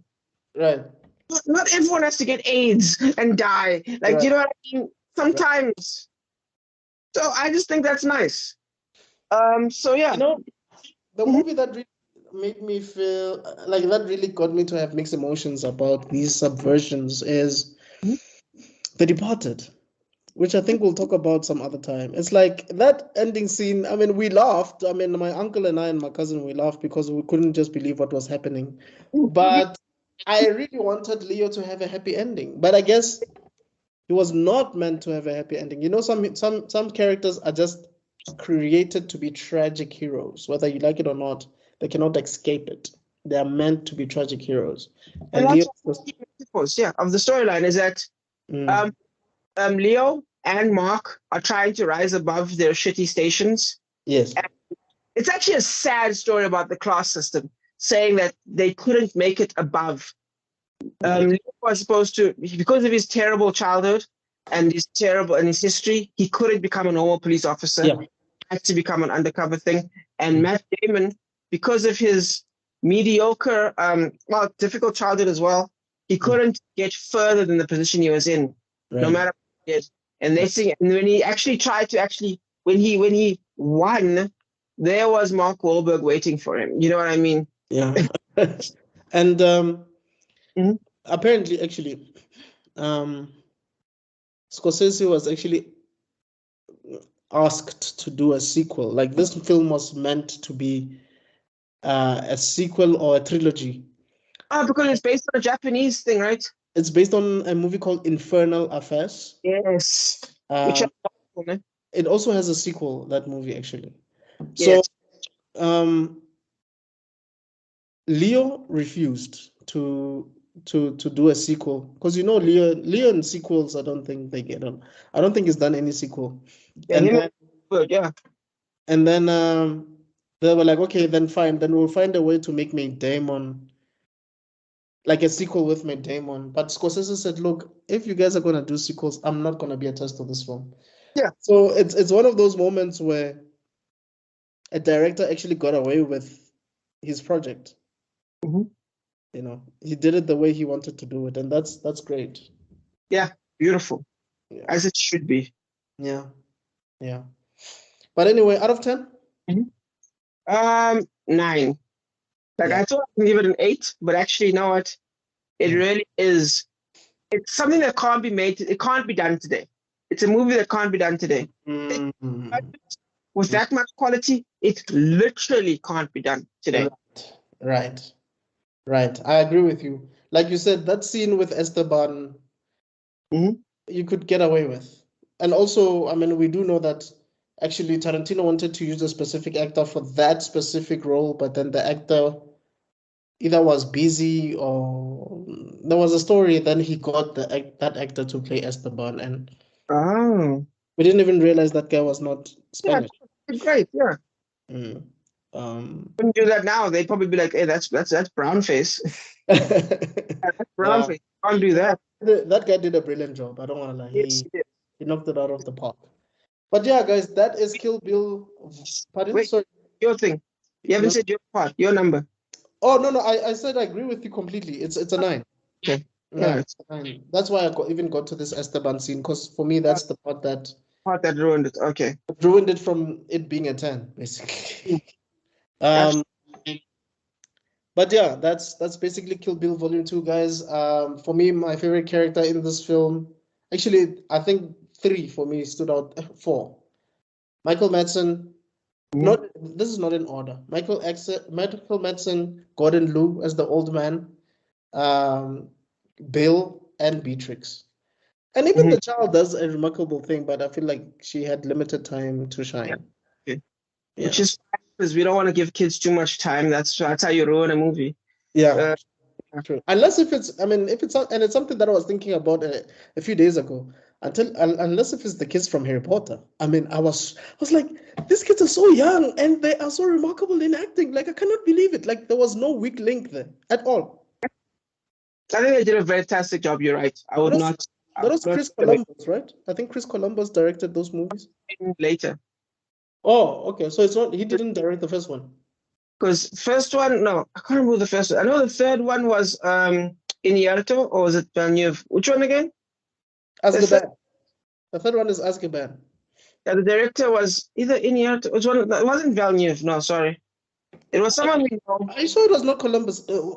Columbus? Okay, give me a second. Let me check quickly. Please research it because I know he did the later ones. And then they kept him. Yes, I get you.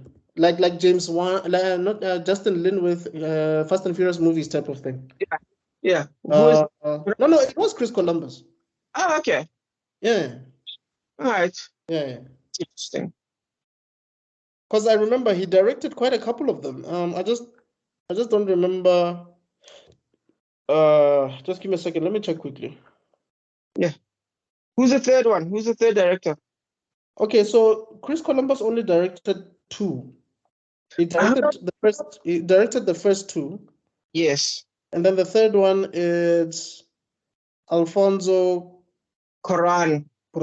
Yes. Alfonso Cuarón. There we go. Mega director. Yes. Yeah, I'm not familiar with him. And then Mike Newell did 4, and then 5 to 8 it was David Yates. Yeah. Yeah. Okay, then Yates does everything else, right? Yates does all the rest. From 5. And funny enough, from 5 I don't really enjoy them as much. Yeah. Why didn't you look? It's not Yates' fault. I just felt like they had just run its course, I guess, or something. They were just dragging. Okay, the thing is, I kind of do, because I feel like you're the responsible one at the end, because the first 2 are so whimsical. You know what I mean? So I love those. Yeah, I get you. And maybe it's because of Rupert Grint's character. Because for me, Rupert Grint is the perfect middle character between the 3 main characters. He sort of has the humor. You feel sorry for him. He's the weak link. He's like Naruto basically in that whole thing, because he's not naturally gifted. He has to work really hard, but he doesn't like studying. That's who he is. So when he started growing a bit and becoming an emo character where he had beef with Harry, I just didn't like it that much. Naruto if he joined a Tusky. But funny enough, I think you're right. But this is why I think Yates didn't do as good a job as. Don't get me wrong, great job. Yeah, it could have been better. That missing feeling you have is the director. Right. He's the guy who decided that famous line. You read the books, obviously, right? That whole Goblet of Fire. Did you put your name in the Goblet of Fire, Harry? In the book, he calmly said, "Did you put the name in the goblet?" And the thing, "Did you put the name?"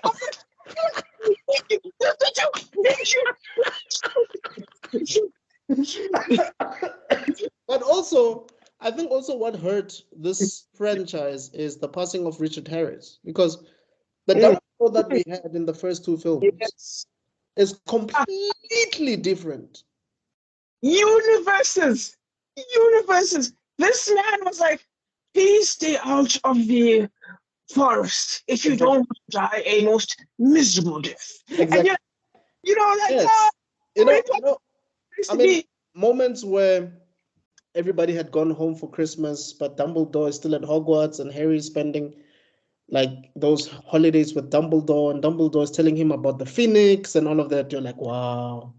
And then Michael Gambon just comes with so much anger. You're like, are you doing admin at Hogwarts and it's stressing you, or what? Yeah, what is going on? Why? Dude, dog, and it's not his fault, and it's never the actor's It's not. Yeah, it's not. Because for me, in Prisoner of Azkaban, he's still fine. He's still decent. But in the rest, I was like, yo, no. Quran should have. Thing is, Quran may have taken things to a dark place, like borderline. What's that other guy's name again? The one that did Pan's Labyrinth, who's also a fantastic director. What's his name again? We all know him. Pan's Labyrinth. Hellboy. Del Toro. Yes. Like his stuff can be weirdly dark. Yeah. So I think Quran might have moved it a bit too dark for maybe everyone's liking, but that's fine because book 5 onwards is dark. Yeah. Is dark. Right. I feel like I wouldn't have skipped the Quidditch Cup. You know what I mean? Did you skip it? He skipped it. Remember? It's about to start. It cuts off. Like you cut that part, and dude, there's stuff. Again, I'm not saying these are bad movies. Don't misunderstand. Right. I'm just focusing on the parts I didn't love. Right. I'm not. Yeah, you know what I mean. I think we need to dedicate a time to do these movies. Yeah. I think we really need to dive into them. I don't know if maybe Rob Z would like to join. I don't know if she's a Harry Potter fan. Find out. I'm sure she is. Yeah. I'd be shocked if she isn't. I think we need to get into that. Yeah. We shouldn't have 3 weeks in a row without. God, my voice is high again. We shouldn't have 3 weeks in a row without having another man, without having like a guest. I think. Okay. I like that we always have like a guest every second week. You know what I mean? No. Well, there's someone that I have in mind who's been meaning to jump on. So I'll let them. Yeah. Yeah. Sorry, we don't mean to bother the viewers about all of this stuff, but yeah, you know, tangents are to be expected. Tangents are to be expected. But yeah, you guys bear in mind that we might be doing a Harry Potter series in the future. Yeah. Yeah. Through the Matrix, but yeah. Oh yeah. We have to do the Matrix and maybe Terminator, but yeah, we'll get there. Yes. Yeah. Remember, please support us if you can. Support our stuff. Yeah. Yeah. I'll leave the links in the descriptions below as I normally do of Rob's work. Please check it out. Order, contact him, check him out on other social media platforms, whether it's TikTok or what have you. And this is African Frame Podcast, straight from South Africa. This is us giving you our thoughts on film. And do let us know if you have movie recommendations that you think we might need to touch, or if you think we didn't mention something that was crucial to the plot, let us know. But yeah, this is us. And thanks again for watching. We'll definitely see you guys next time. So from myself, Miss Extrodin, and Rob Sibeko, cheers. Cheers.